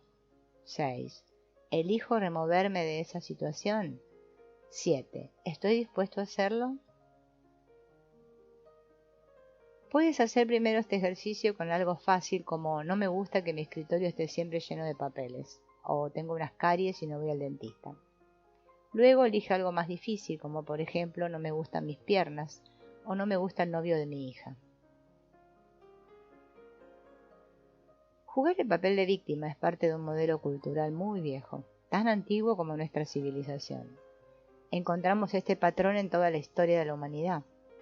En la actualidad están los libros que leemos, en la televisión, en las noticias, en las religiones, en la política, en las relaciones diplomáticas, en las escuelas, en las relaciones de pareja, en la familia, en las amistades, etc. Estamos tan acostumbrados a ese papel que se ha vuelto adictivo. En verdad es una adicción socialmente aceptada que crea muchísimas miserias física, mental y emocional. Ser víctima es un juego cultural que se ha cobrado y sigue cobrándose muchas bajas entre nosotros. Una persona que juega el papel de víctima es alguien que sufre por diferentes razones y variadas causas. Puede ser que sufra por necesidades básicas no satisfechas, molestias físicas, enfermedades, falta de energía, cansancio, impotencia, desesperanza, indiferencia, falta de reconocimiento, confusión, traición, abuso, manipulación, explotación, opresión, abandono, persecución, entre otras cosas. La resonancia que se activa cuando nos sentimos víctimas genera en nosotros pensamientos y comportamientos inconscientes y sin darnos cuenta nos encontramos interior o exteriormente quejándonos, culpándonos a nosotros mismos, a los demás, a la vida o a Dios. Ese estado de queja crónico genera contracciones internas que impiden que energías esenciales fluyan como debieran y drenan nuestra fuerza vital. Y esto nos debilita enormemente. Cuando emitimos la resonancia de la víctima, atraemos situaciones y personas que nos van a hacer sufrir. Por lo tanto, por otro lado, no nos es posible extraerle el jugo a la experiencia que estamos viviendo y nos vamos a ver repitiéndola infinidad de veces y de diferentes maneras. El virus de la víctima nos hace percibirnos a nosotros mismos como un ente separado del todo, que tiene que estar constantemente defendiéndose o atacando. Este virus también crea una resonancia de miedo crónico y da lugar a un círculo vicioso. Cuanto más miedo siento, más separación experimento. Cuanta más separación siento, más solo estoy. Cuanto más solo me siento, más me tengo que proteger de lo que me puedan hacer o de lo que me pueda pasar. Cuanto más me tengo que proteger y defender, más encuentro la culpa en el otro. Cuanto más acuso y culpo a otro, más separado me siento. Cuanto más separado me siento, más miedo siento. Y se cierra así este círculo vicioso al volverse a la causa raíz del sufrimiento humano. ¿Cómo detectar si estás jugando el rol de víctima? Cuando jugamos el papel de víctima, reaccionamos a todo inconscientemente. Nuestra mente crea constantes situaciones de ansiedad o preocupación. Pensamos, interpretamos y analizamos. Negamos lo que sentimos. Suprimimos nuestras emociones. Somos adictos al drama y a las situaciones o personas que lo crean. Usamos mucho las expresiones debería o no debería. Nos quejamos acerca de nosotros mismos o de los demás. Juzgamos, criticamos, acusamos y culpamos a quien sea. Repetimos una y otra vez en nuestra mente situaciones pasadas. Nos es difícil perdonar. Guardamos resentimientos muy viejos. Nos queremos vengar y cobrar lo que nos deben. Recurrimos a nuestro doloroso pasado para actuar o tomar decisiones en el presente. Tememos el futuro por lo que nos pueda traer. Ensayamos lo que vamos a decir o hacer una y otra vez. No nos damos cuenta de que hay un momento presente, lo ignoramos absolutamente. Escribe en una hoja cuál de estos rasgos que dicho anteriormente son los con los cuales te sientes más identificados. Ahora vamos a pasar al modelo de autorresponsabilidad, que es lo más importante, porque este es el opuesto al papel de la víctima. Este modelo de autorresponsabilidad implica honrar la vida y estar conectado con el cuerpo de luz. ¿Cómo se logra? Reconociendo. Estoy asustado, estoy enojado, estoy triste, estoy excitado, estoy entusiasmado, me siento atraído por. Localizando, notando en qué parte del cuerpo está exactamente esa sensación. Permitiendo, moviendo, sacudiendo, estirando, haciendo sonidos. Intensificando, amplificando al máximo lo que siento. Respirando.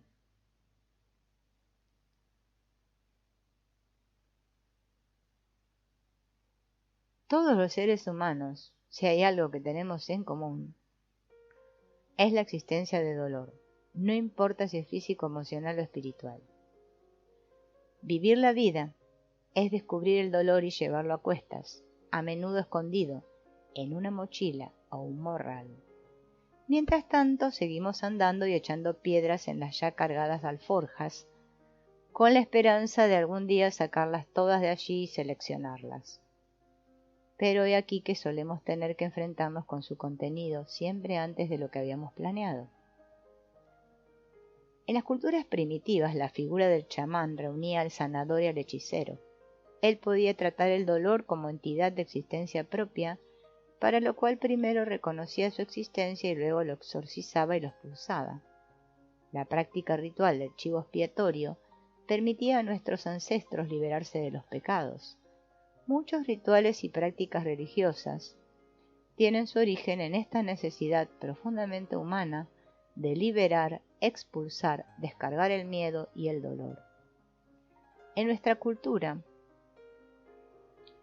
estas prácticas, como las oraciones y danzas rituales y las distintas celebraciones que tienen relación con los ciclos de la vida y de la muerte, han caído en desuso y están desprestigiadas.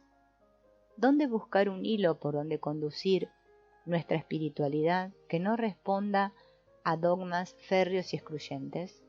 ¿A qué bastión, de qué conocimiento recurrir para dar curso a esa función vital de transformar la energía, tal como muchos pueblos han hecho por siglos y siglos? Toda esta empresa nos podría entusiasmar si alguien de nuestra entera confianza nos indicara a dónde dirigirnos y nos recomendara qué hacer para lograrlo. Como muchos de nosotros, ya has recogido en el camino suficientes piedras que transportar en tu mochila, así que probablemente estás dispuesto a sacártelas de encima, de modo que puedas andar más liviano, dejar de mirar hacia abajo, alzar la cabeza y estar abierto a admirar con inocencia y abrazar el cuerpo de luz. Pues bien, hay una excelente noticia para ti. Alguien de tu entera confianza, que sabe todo de ti, tu cuerpo, también sabe los caminos y las respuestas. Ese cuerpo increíblemente sabio ha estado a la espera mientras tu mente estaba ocupada en otras cosas, estableciendo su propia y exhaustiva agenda. Como fiel amigo tuyo, desde el momento de tu concepción, tu cuerpo recuerda tristezas y alegrías que tú decidiste olvidar y sabe lo que realmente necesitas. Quizá este sea un buen momento para empezar a escuchar lo que tiene que decirte. Cuando decides hacerlo, en cuanto empiezas a investigar, te encuentras con que tu ser holístico es como una gran mansión con infinidad de cuartos abandonados y en desuso, y que tú vivías replegado y restringido en una pequeña superficie de ella. Ni siquiera conocías lo que había en el resto de la casa. Has vivido tu existencia únicamente en la cocina. Allí has hecho tu comida, has dormido, incluso has recibido a tus amigos, mientras más allá hay un montón de cómodas estancias con las puertas cerradas, llenas de telarañas, porque nadie ha visitado ni habitado durante décadas. A la tenue y tímida luz de una linterna empiezas a recorrer la casa y descubres lugares increíbles, algunos muy sucios, algunos llenos de insectos y alimañas, lugares cuya existencia ignorabas. Entonces comienza a aparecer un hormigueo, una especie de ansiedad, porque vislumbras que eso puede ser transformado y usado. Lo puedes limpiar, lo puedes decorar, lo puedes habitar. Entonces va a aparecer ante tus ojos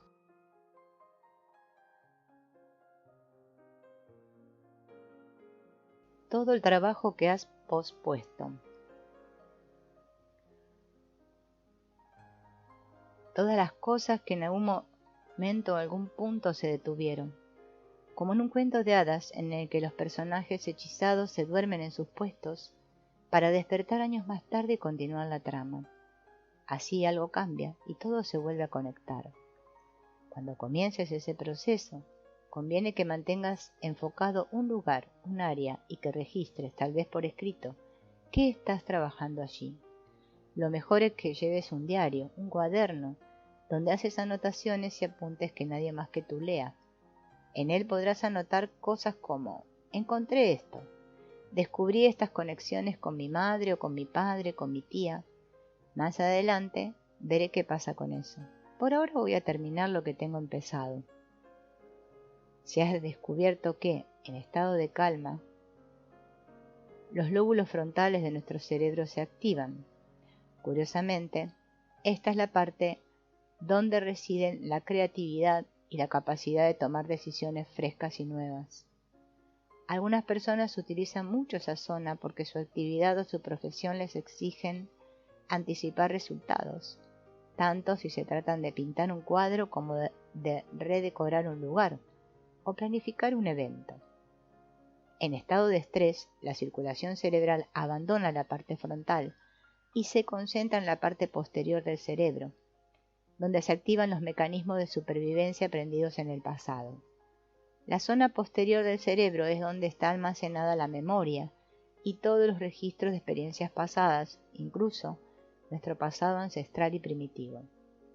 Cuanto más atrás y más abajo incursionemos en el cerebro, más atrás estaremos yendo en la historia de nuestros orígenes. Nuestro estresante estilo de vida moderno hace que vivamos sobre todo a través de la zona posterior del cerebro, dejando así vacía la zona frontal durante una enorme parte de nuestra existencia.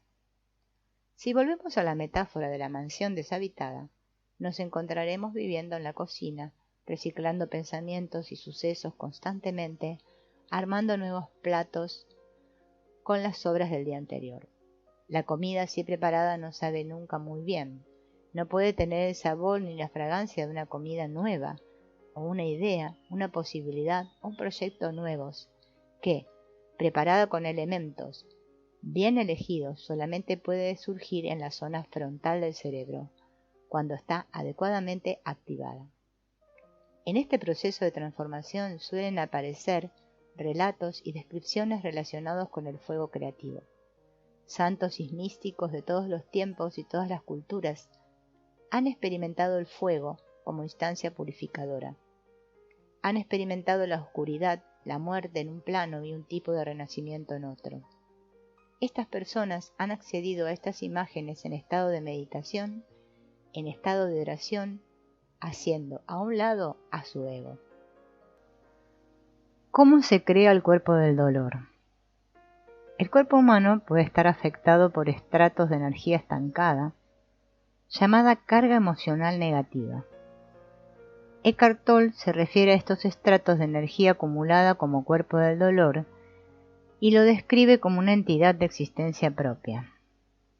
Las células de nuestro cuerpo que guardan el dolor o trauma físico o emocional del pasado funcionan bajo un patrón de supervivencia que no es real para nadie, excepto para la persona que cree en él.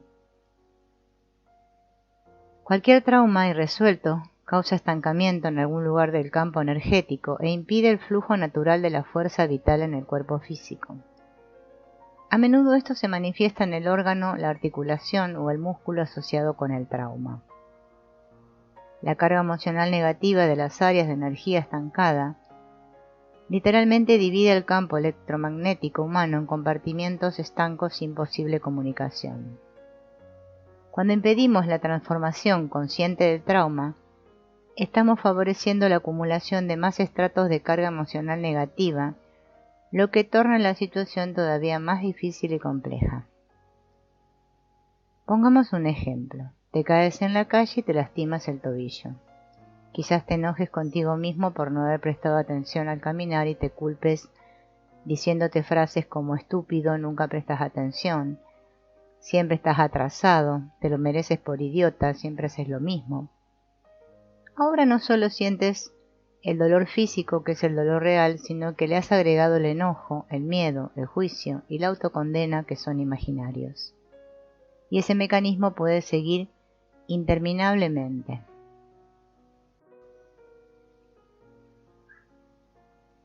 En el momento en que ocurre un trauma, ya sea físico, mental o emocional, tenemos la sensación de que la vida es insoportable y le decimos no a lo que fuere que nos esté pasando.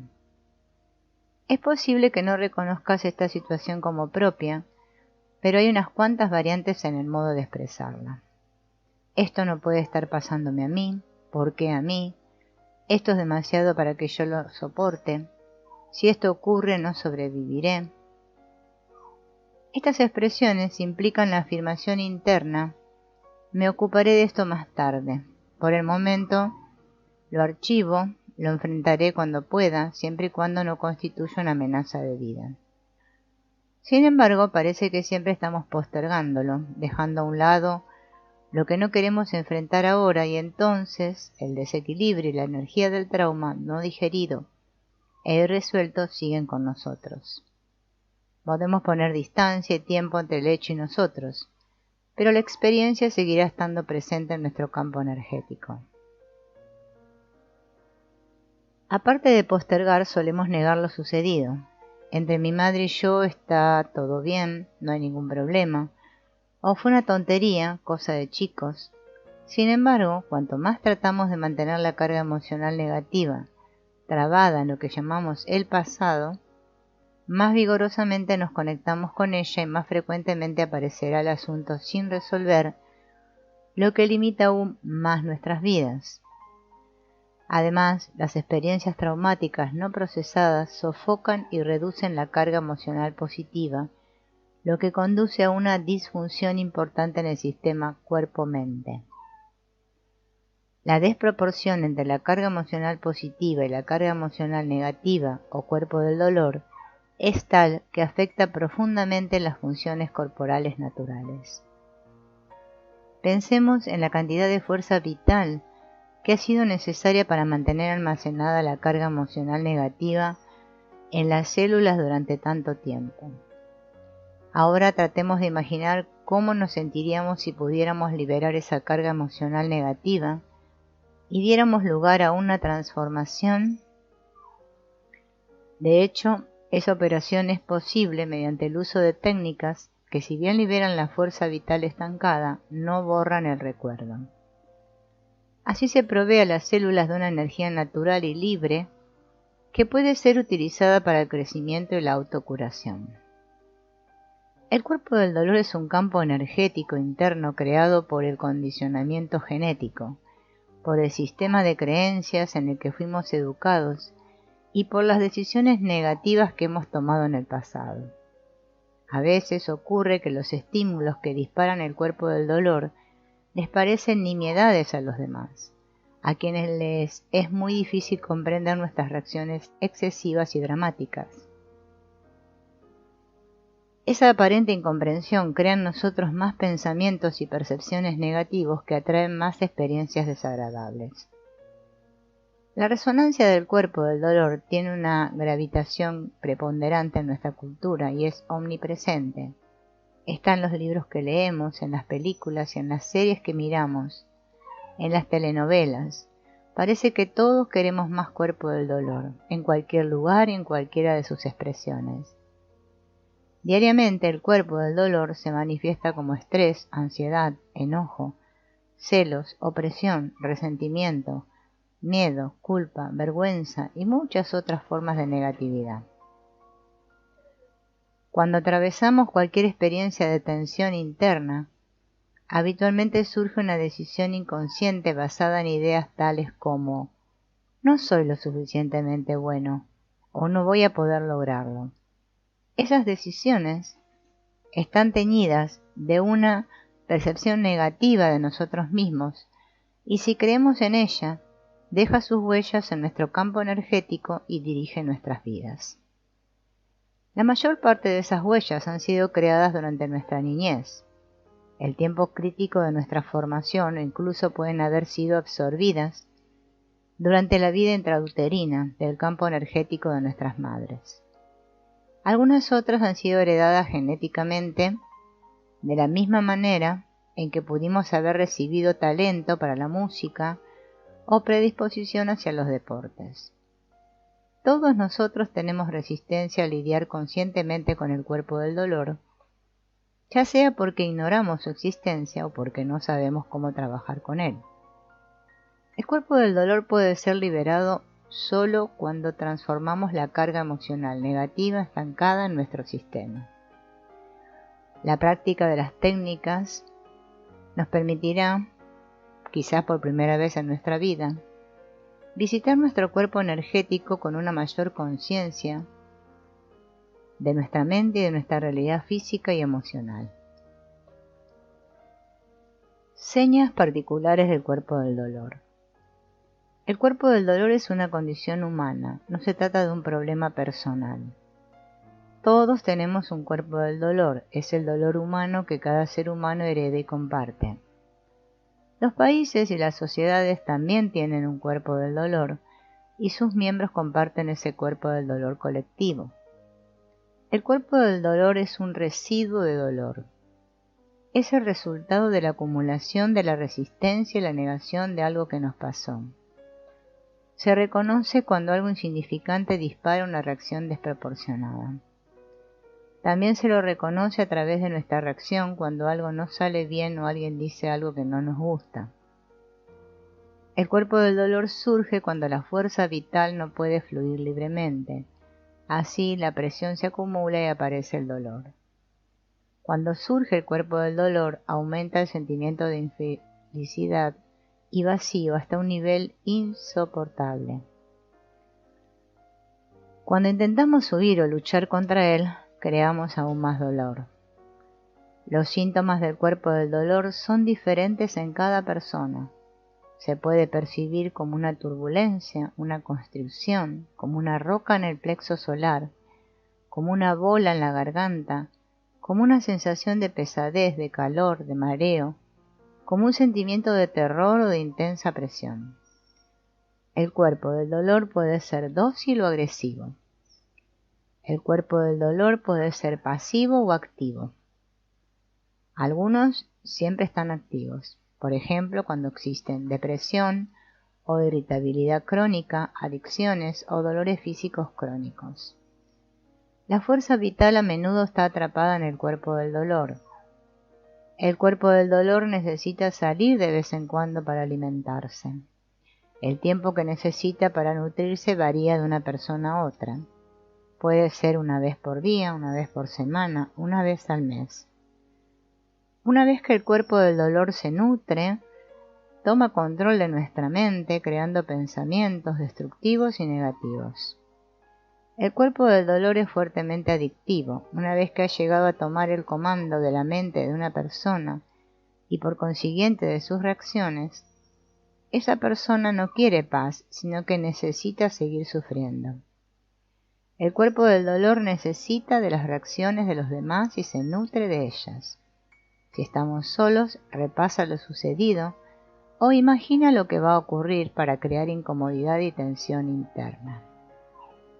Cuando el cuerpo del dolor esté preparado para surgir, intentará provocar las reacciones del cuerpo del dolor de la persona que sentimos más cercana a nosotros. El cuerpo del dolor disfruta el drama. Lamentablemente el drama es la parte esencial de la mayoría de nuestras relaciones y cuando una situación dramática aparece, la mente que ya está alineada con el cuerpo del dolor encontrará todo tipo de razones para agregar lo suyo a una discusión acalorada o a una circunstancia tensa. Reconocer que tenemos un cuerpo del dolor significa el comienzo de un proceso de curación y transformación. A medida que la energía atrapada se libera, aumentan la vitalidad, la salud y la creatividad. Cuando podemos aceptar el cuerpo del dolor y observarlo, cortamos sus lazos con la mente y lo controlamos. Así, lo único que queda de él en nosotros es un campo energético que se percibe como incómodo. El cuerpo del dolor no es nuestro enemigo.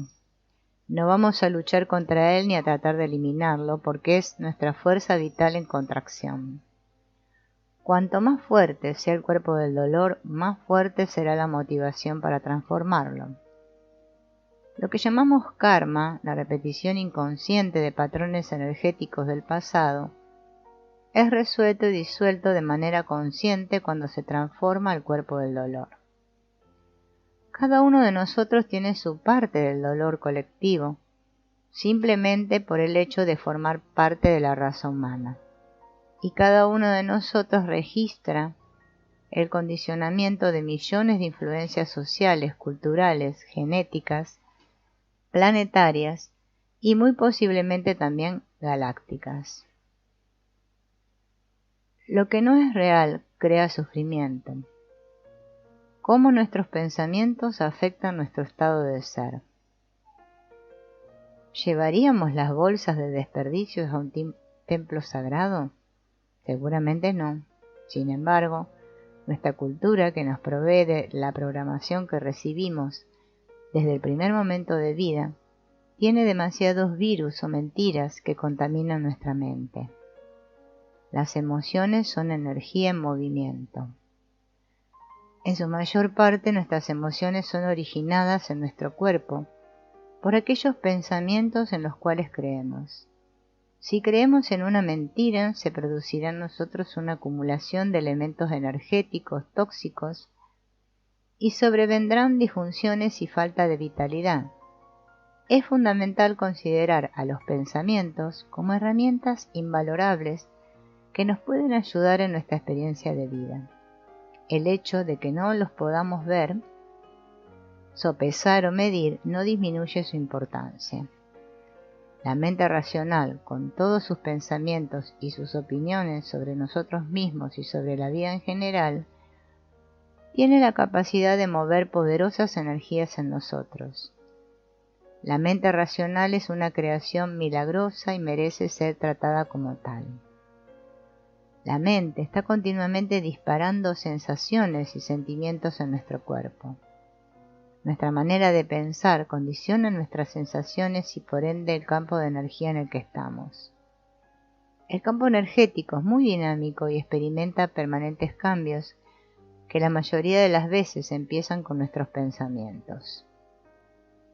Pero, ¿qué es la memoria celular? Podemos comparar al cuerpo humano con una computadora muy sofisticada. En esta magnífica biocomputadora, el cerebro no es el único lugar donde están almacenados nuestros recuerdos. Disponemos de una memoria celular donde están grabadas experiencias que condicionan nuestra vida profundamente. Nuestra memoria celular es un conjunto completo de archivos alojado en la biocomputadora humana. Contiene información de nuestra herencia genética y de toda nuestra historia individual.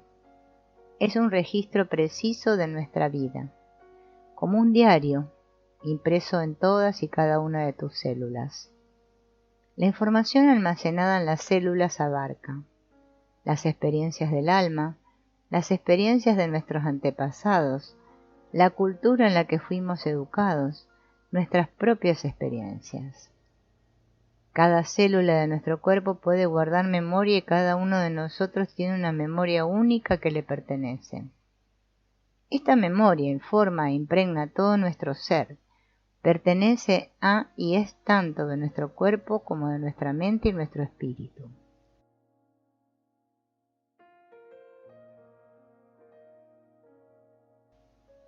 Almacenados en la memoria celular están todos los patrones, conscientes e inconscientes, que crean las conductas improductivas, que no nos permiten sentirnos plenos y en paz con nosotros mismos. La memoria celular afecta la manera como desempeñamos las tareas rutinarias y cotidianas, así como el modo en que reaccionamos al estrés y enfrentamos los desafíos emocionales. Si las heridas pasadas guardadas en la memoria celular no se sanan, podrían limitar nuestra libertad y producirnos enfermedades. El campo electromagnético humano guarda nuestra memoria e imprime a todas y cada una de las células de nuestro cuerpo físico con información energética o infoenergía. La sumatoria de todos estos recuerdos da origen a una sopa energética única, a la que llamamos ego, compuesta por los rasgos, tendencias, talentos y deficiencias físicas, mentales y emocionales que cada uno de nosotros tiene en su vida. Por ende, cada uno de nosotros vibra en una frecuencia energética única. Somos seres electromagnéticos que generan o atraen sus propias vidas en función de las frecuencias con las que resuenan internamente. Así como nuestras impresiones digitales son únicas, también lo es nuestra existencia, y ella está impresa en cada célula de nuestro cuerpo. Todo nuestro ser es como un holograma inteligente, integrado e individual. En realidad somos seres holísticos, no la suma de las partes. Los rótulos cuerpo, mente y espíritu son artificiales y solo sirven para ayudarnos a estudiar y a hacer más comprensible nuestra existencia como seres humanos. Cada punto del holograma celular contiene la información completa del todo. El cuerpo podrá curarse sí y solo si la mente y el espíritu también son curados. Esto significa que, si se quiere llegar a la transformación a través de este proceso, se lo debe encarar de manera integrada. La memoria celular recibe la impronta de un campo energético cargado de información que llamamos infoenergía.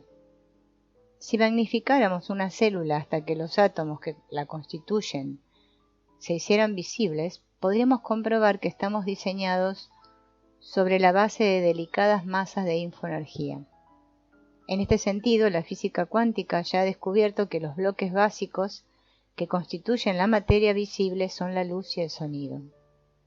Las células son las piezas del holograma que tienen nuestra identidad y llevan nuestro nombre. La vida de cada uno de nosotros es única. Así, como no existen dos briznas de pasto iguales, tampoco ha existido, existe ni existirá alguien como tú o como yo. La combinación de material físico, mental, emocional y espiritual, con todas las influencias y factores que conforman lo que damos en llamar ego, es una obra maestra, exclusiva, imposible de replicar. El cuerpo humano está formado por células que crecen, se diferencian y se multiplican, llevando consigo la información básica obtenida en el momento mismo de la concepción. Esta combinación única de infoenergía será la matriz fundacional de una vida humana hasta la desintegración del holograma en el momento de la muerte. De esta manera, las células de nuestro cuerpo son como los ladrillos con los que se construye el holograma que representa a un ser humano que a su vez es el vehículo principal de esta experiencia existencial que llamamos mi vida. Las células de nuestro holograma llevan consigo toda la información física, emocional, mental y espiritual.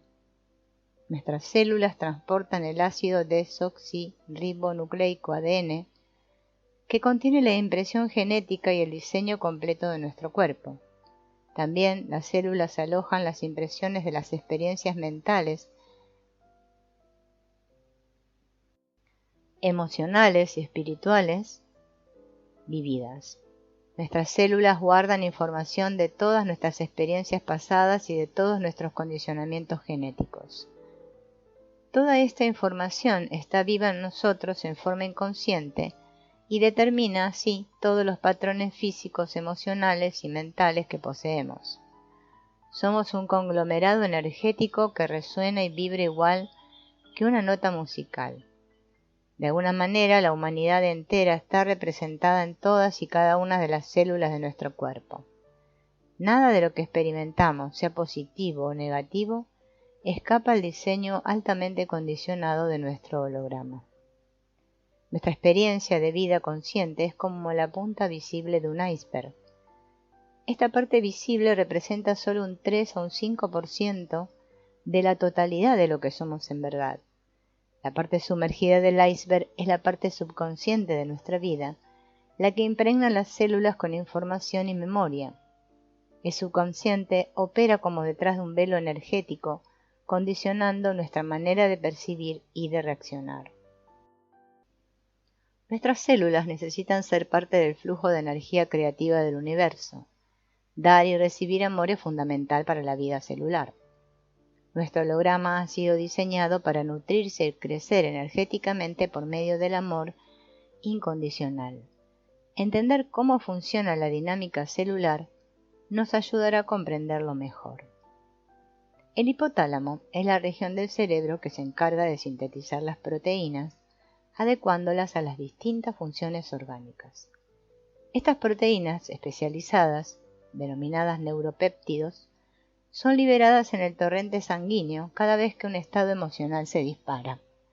Cada estado emocional produce muchas especies diferentes de neuropéptidos. Estos viajan rápidamente por el torrente sanguíneo hasta encontrarse con las células que tienen los receptores adecuados para ellos. Esto significa que nuestras células tienen cierta cantidad de receptores disponibles para ciertos neuropéptidos.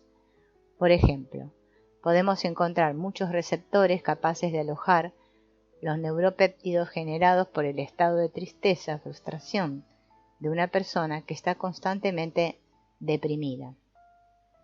Por el contrario, en la misma persona no habrá suficientes receptores para aquellos neuropéptidos generados por los estados de optimismo y alegría. Si nuestras células son bombardeadas a diario y de manera inconsciente por las emociones generadas por patrones de pensamiento y creencias que producen contracciones, enojo, miedo, tristeza, culpa, vergüenza, etc., habrá cada vez menor cantidad de receptores disponibles para las funciones de asimilación, nutrición, limpieza y curación. Aquellas personas que diariamente dan y reciben amor a sí mismas y a los otros pueden llegar a disfrutar de mayor salud en todos los niveles. En cambio, aquellos que no lo hacen y pasan demasiado tiempo criticando, quejándose y culpando a sí mismo o a los demás, padecen mucho más problemas físicos, mentales o emocionales.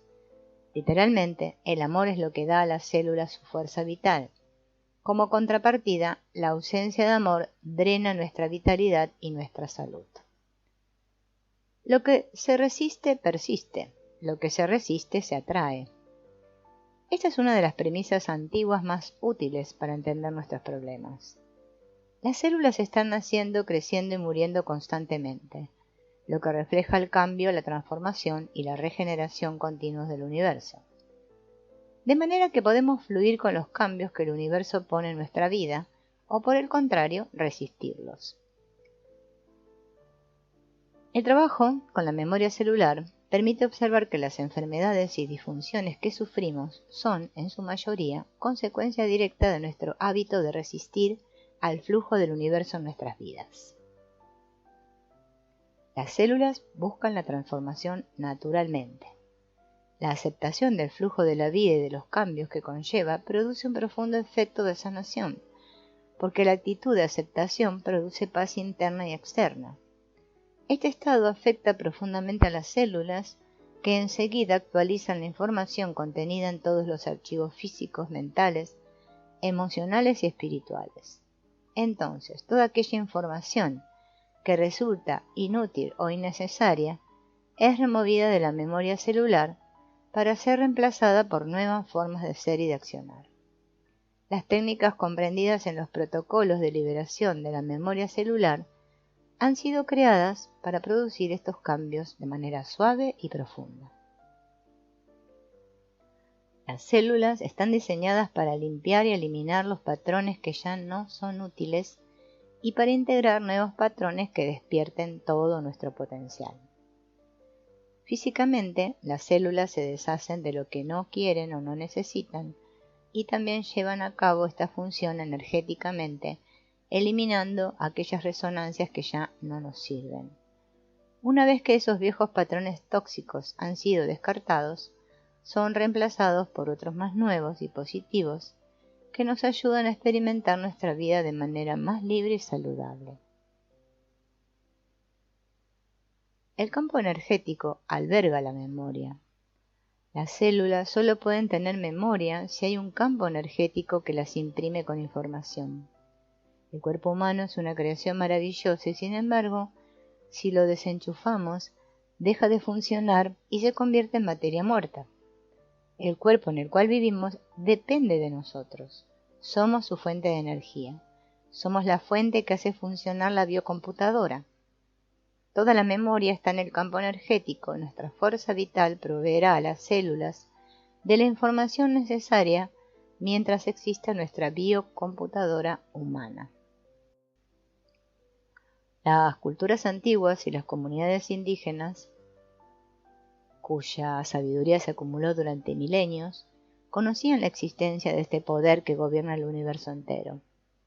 Esta fuerza vital ha sido llamada Chi en la China, Ki en el Japón, Prana en la India, soplo de vida por los hebreos, verbo por los cristianos. Se emplean estos términos para expresar el principio creativo que da existencia a todas las cosas, principio que todo lo contiene y lo mantiene, que conecta todo y que siempre existió, aún antes del principio de la vida en la Tierra. Podríamos enumerar 3 constituyentes principales de la biocomputadora humana. El cuerpo físico sería el hardware, el sistema de creencias o programación, el software, y la fuerza vital, la fuente. Desde tiempos lejanos sabemos que estos constituyentes interactúan continuamente y que necesitan ser tratados como una unidad para que exista equilibrio. Cuando los seres humanos estamos enfermos, somos tratados como entidades divididas y compartimentadas, a veces sin que exista conexión entre las partes y a menudo sin posibilidad de integración. El médico se ocupa del cuerpo físico, pocas veces en su totalidad. El psicólogo y el sacerdote intentan tratar el alma. Habitualmente no interaccionan y suele suceder que tampoco se ponen de acuerdo.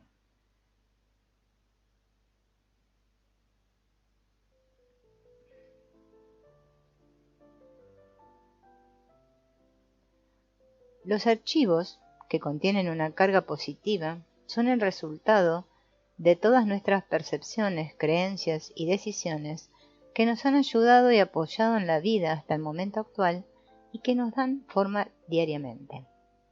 Esto incluye todas las funciones naturales, físicas, mentales y emocionales que nos mantienen vivos mientras disfrutamos de la vida y tenemos expectativas creativas y sanas.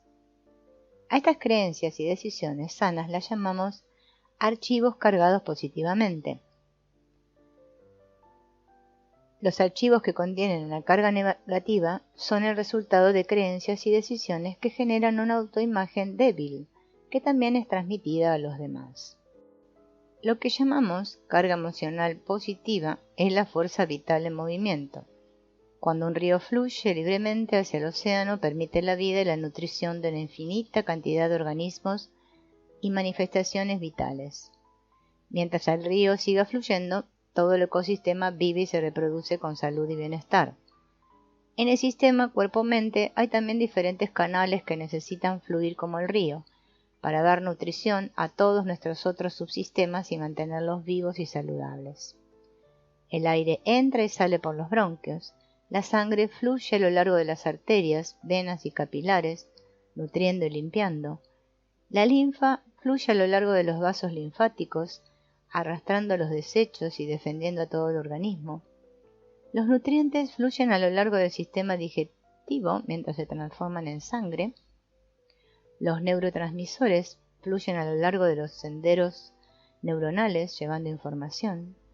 El chi fluye por los meridianos o canales energéticos, llevando la fuerza vital. La fuerza vital fluye a través del sistema cuerpo-mente, entrando y saliendo del cuerpo, pasando por los diferentes vórtices de energía que los hindúes denominan chakras, conectando el microcosmos con el macrocosmos. Esta fuerza vital, esencial y creativa, circula en todas y cada una de las diferentes formas manifestadas en la naturaleza. Es fluida, fresca e inocente.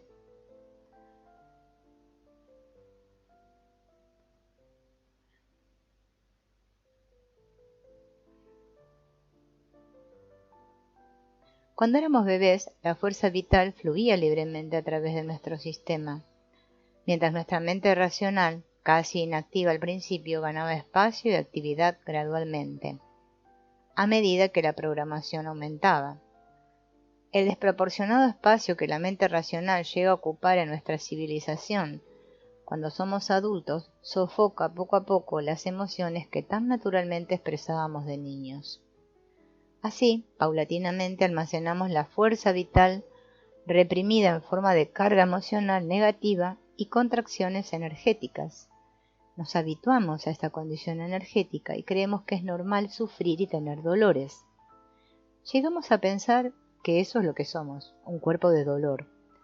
Sufrimos como víctimas inconscientes y experimentamos una decepción tras otra hasta la última, que es la muerte. Cuando la carga emocional negativa desplaza a la carga positiva. ¿Alguna vez has estado pasándola bien con un grupo de amigos y de repente has sentido una tensión interna porque alguien se puso negativo? ¿Has observado que el cambio no se produce a la inversa? Esto ocurre porque las personas que sienten emociones negativas no cambian su estado si alguien en el grupo está relajado o dichoso.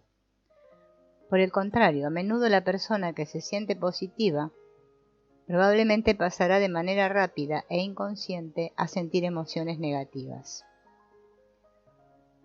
La carga emocional positiva se retira cuando la carga negativa se hace presente, porque por naturaleza le permite la entrada a todo lo que se presenta. Es por eso por lo que los bebés son hipersensibles y muy receptivos a las emociones negativas. En ocasiones, un leve suceso negativo de poca importancia los perturba tanto que llegan a sentirse realmente mal. Entonces, de inmediato se quejan y lloran, porque absorben rápidamente la carga emocional negativa de la gente que los rodea. Curiosamente, así nos comportamos todos los seres humanos.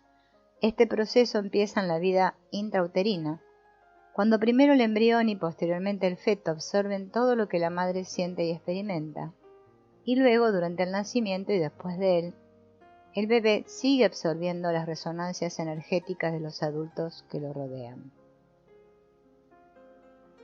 Durante la infancia, la mente racional del niño empieza a formular creencias o simplemente imita la de los otros y toma decisiones acerca de él mismo y de la vida en general, creando lo que llamamos autoimagen, una suerte de autorretrato imaginario. La mayoría de nuestras virtudes y talentos son el resultado de este proceso inconsciente. Simultáneamente y de la misma manera, son creadas nuestras deficiencias y limitaciones. Y andando el tiempo, las experiencias, creencias y decisiones negativas se acumulan en el sistema cuerpo-mente creando el cuerpo del dolor. Todos hemos sido bebés. Eso significa que todos somos, en esencia, pura carga emocional positiva. Las contracciones energéticas nos han creado una falsa identidad en la que hemos perdido ese gozo innato y sufrimos a causa de aquello que hemos creado que no es real. En otras palabras, el cuerpo del dolor ha reemplazado nuestra naturaleza original al sofocar la carga emocional positiva. Esta carga está contraída, pero aún está en nosotros. Si queremos encontrar el camino de vuelta a nuestro cuerpo de luz y recordar nuestra condición original, de seres espontáneos, abiertos, que fluyen libremente, sin autoimágenes paralizantes, miedo al futuro o amargos remordimientos hacia el pasado, tendremos que empezar a tomar conciencia de nuestra condición actual y buscar la manera de hacer naturalmente el viraje de vuelta a lo que éramos en origen. Volver al estado de paz y alegría interior que teníamos siendo bebés es posible. Simplemente tenemos que desaprender lo que se nos ha enseñado como verdadero para reencontrarnos con nuestro ser esencial. Más carga negativa, más cuerpo del dolor. En cualquier momento, una carga emocional negativa intensa puede disparar una aparente pérdida de fuerza vital, la cual se hallará en realidad entrampada en el cuerpo del dolor. Esto ocurre porque la carga emocional positiva abre la puerta y se retira de la escena. El espacio que deja es rápidamente ocupado por creencias falsas y decisiones negativas. Muchas personas van por la vida disponiendo de un porcentaje muy bajo de su fuerza vital, especialmente cuando han vivido y sufrido las consecuencias de este proceso, que se llama guerra civil interior. Esta tensión interna causa estragos a su paso. El más importante de ellos, la pérdida de autenticidad y de libertad interior. Si este proceso se repite una y otra vez inconscientemente, se experimenta una sensación de distanciamiento y separación de partes que antes estaban conectadas por la carga emocional positiva. Cuanto más espacio gane el cuerpo del dolor, más grande y más pesada se hará esa sensación de incomodidad interna que en casos extremos puede llevar a que una persona sienta que es imposible soportar esa carga y no desee continuar viviendo. Tener vergüenza de nosotros mismos o sentir que nos tenemos que esconder es otra clara señal de que la fuerza vital está entrampada en el cuerpo del dolor. No queremos o no podemos hablar sobre ciertas áreas de nuestra vida, como si nuestro secreto fuera demasiado grande o destructivo, como para exponernos a los demás y compartir lo que nos pasa. Sentimos vergüenza, culpa y miedo, y eso nos provoca una sensación intensa de separación de los demás. Vergüenza, culpa y miedo son precisamente las emociones que más contracciones producen en el expansivo y abarcador campo energético del niño pequeño. Estas emociones negativas producen fragmentación interna y han sido en el pasado y aún lo son utilizadas por las religiones tradicionales y por la educación institucionalizada en la mayor parte del mundo para reprimir nuestra sensación natural de bienestar.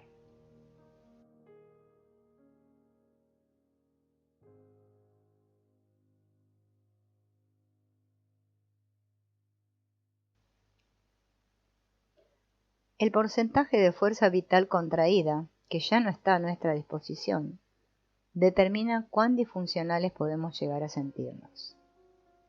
Cuando el cuerpo del dolor ya ha tomado el control del sistema cuerpo-mente, se produce todo tipo de desequilibrios y disturbios físicos o psicológicos, tales como fatiga, cansancio,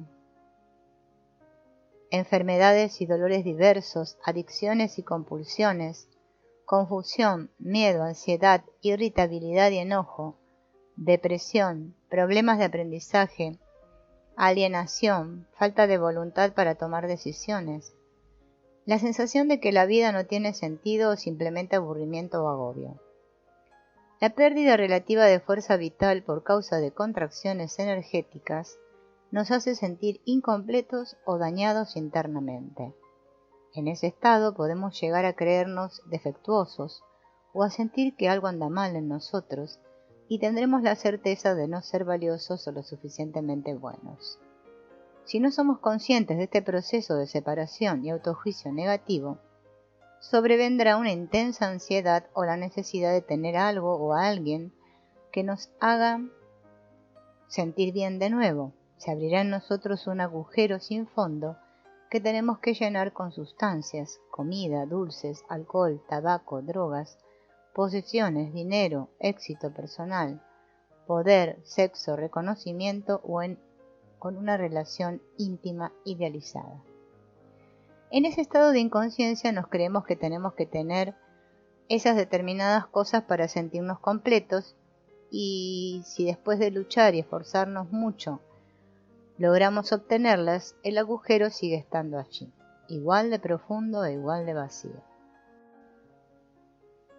El peligroso juego del autojuicio negativo y la autocondena, una de las causas mayores de sufrimiento. La autocondena es parte de nuestro diseño original. ¿Puedes imaginarte a un bebé agrediéndose a sí mismo y diciendo, mírame, soy gordo? ¿Qué anda mal en mí? No tengo dientes, ni siquiera puedo caminar, o no puedo hacer nada por mis propios medios, ni aún hablar. No me soporto. Suena absurdo cuando imaginamos a un bebé hablándose a sí mismo de ese modo. Sin embargo, por desgracia, nos hablamos así a nosotros mismos y a los demás todo el tiempo. Un bebé no concibe que uno se odie a sí mismo. Aprendemos todos estos conceptos por imitación cuando somos muy pequeños. Oímos la crítica y el juicio, y entonces nos repetimos dirigiéndonos a nosotros mismos o dirigiéndoselo a otros. Debemos llegar a convencernos de que si amamos a alguien tenemos que criticarlo. Empezamos a creer que la mejor manera de motivarnos o de motivar a otro es a través de la crítica. Creemos que si queremos a nuestros hijos necesitamos mostrarles sus faltas, de modo que se transformen en mejores seres humanos y entonces tengan una vida mejor. Esta es la receta para crear un adulto inseguro con baja confianza en sí mismo y baja autoestima. Los sentimientos de desvalorización, confusión y falta de propósito son esperables en un chico que está siendo juzgado y condenado diariamente. Para contrarrestar los efectos de esta programación, muchos de nosotros hemos creado una máscara de poder, eficiencia y sonrisas felices y tratamos interminablemente de empujarnos a nosotros mismos y a los demás a creer que valemos cuando cumplimos aquello que se nos dijo que deberíamos cumplir. Esta programación detona en nosotros una resonancia de insatisfacción crónica, en la que siempre necesitamos que algo o alguien nos completen. Creemos que si tenemos más dinero, un cuerpo diferente, un trabajo mejor, una relación de pareja mejor, una casa mejor o algo más, entonces nuestras vidas estarán completas. Inconscientemente buscamos sin par el éxito y la riqueza y a esa alma gemela que nunca llega. El mensaje es: soy defectuoso, lo que soy no es suficiente y algo falta en mi vida. El resultado es un profundo estado de vacío y desconexión de la vida, con una mezcla de miedo, ansiedad y frustración. Este estado incluso tiene un nombre aceptado en nuestra cultura, se llama estrés. Una vez que aprendemos a autocondenarnos, vivimos en estrés. Además, ahora somos parte de un antiguo ritual de nuestra cultura, que consiste en buscar siempre lo que falta en nuestras vidas y desestimar lo que sí tenemos. Cada vez que elegimos tomar parte de este ritual, cambiamos el poder de la vida abundante por aquello que deberíamos o podríamos tener si las cosas hubieran sido diferentes. Esto crea un profundo estado de autotortura. Cada vez que juzgamos negativamente cualquier aspecto de nosotros mismos, nuestras cualidades mentales, nuestras actitudes emocionales o nuestra apariencia física, inmediatamente todo el sistema cuerpo-mente, que es esencialmente carga emocional positiva, se pone en estado de alerta porque le estamos diciendo que hay algo errado o equivocado. Simultáneamente todo el sistema empieza a buscar en su banco de datos la memoria celular, algo del pasado que sintonice con el error del que acaban de hacerlo responsable. Estos defectos pueden ser recuerdos de esta vida o información genética antigua que a veces se remonta a incontables generaciones. Cuando a través de este barrido se encuentra esa información, esta es resucitada, revivida y traída al presente como evidencia de que es cierto que hay algo errado en mí. La curación es un proceso natural automático, así que cuando se da una cierta vibración, se espera el apoyo del resto del sistema, especialmente de la mente racional, puesto que es ella la que habitualmente toma las decisiones. Sin embargo, en nuestra civilización, la mente no está preparada para tratar con memorias celulares o ancestrales, porque su programación no tiene información al respecto. En síntesis, cada vez que te dices que hay algo equivocado en ti, estás creando la posibilidad de que la enfermedad o la infelicidad sean resucitadas de los archivos atávicos. Este autojuicio negativo es un lento suicidio. La autocondenación, cualquiera que sea su forma, es un lugar cómodo para estar cuando no queremos tomar ninguna responsabilidad sobre nuestra vida. Podemos meditar, cantar, utilizar cristales e incienso, hacer ejercicios especiales, utilizar afirmaciones que proclaman nuestra eterna divinidad. Sin embargo, mientras nos juzguemos a nosotros mismos, el poder interno y la liberación serán nada más que palabras. No hay ninguna manifestación o deseo que se pueda llegar a cumplir mientras estés en estado de desaprobación de ti mismo. Ninguna abundancia, bienestar interno ni buena salud y muy poca alegría podrás esperar. La sanación y la transformación son posibles. Algunos ejercicios prácticos. El dolor puede ser nuestro guía y maestro. A través de las experiencias de dolor, algo de lo más profundo de nosotros puede abrirse paso hasta nuestra conciencia y brillar. El dolor puede ser nuestro aliado, nuestro guía y maestro. Cuando es experimentado de manera consciente, es paradójicamente el portal que da la liberación del sufrimiento. El dolor que es vivido conscientemente nos conduce a un lugar que es como nuestro hogar, como si estuviéramos de vuelta en casa. La mayor parte de la humanidad vive en un estado de sufrimiento inconsciente, que su mayor parte es artificial. Sabios y maestros espirituales de todos los tiempos han dicho que este estado es como un ensueño, una fantasía o un producto de la imaginación. En el hinduismo, por ejemplo, se le dio el nombre de Maya a esa obra de teatro creada por los dioses, que es el mundo, solo el escenario de un juego divino. Pero más allá del nombre que le demos, es un estado del ser desde donde hacemos lo imposible para ser diferentes de lo que somos en realidad. Así vivimos nuestras vidas, profundamente identificados con lo que no es verdad, como presas de un trance hipnótico o un conjuro. Y es posible que permanezcamos en ese estado hasta el final de nuestra vida. De hecho, la mayoría de la humanidad así lo hace. Ahora vamos a realizar el siguiente ejercicio. Toma tu momento para apreciar la diferencia entre el estado de ensueño y el estar aquí y ahora. Respira profundo. Siente tu cuerpo. ¿Cómo lo sientes? ¿Qué sensaciones experimentas y dónde? ¿En qué lugar de tu cuerpo hay relajación y en qué lugar tensión? Siente tu respiración. No confundas la calma real con el adormecimiento. Ahora, mientras parte de tu atención está puesta en las sensaciones de tu cuerpo, tu espacio interno, empieza a reconocer poco a poco el espacio exterior. ¿Qué está pasando exactamente ahora dentro de tu cuerpo? Y fuera de él, captura estas percepciones.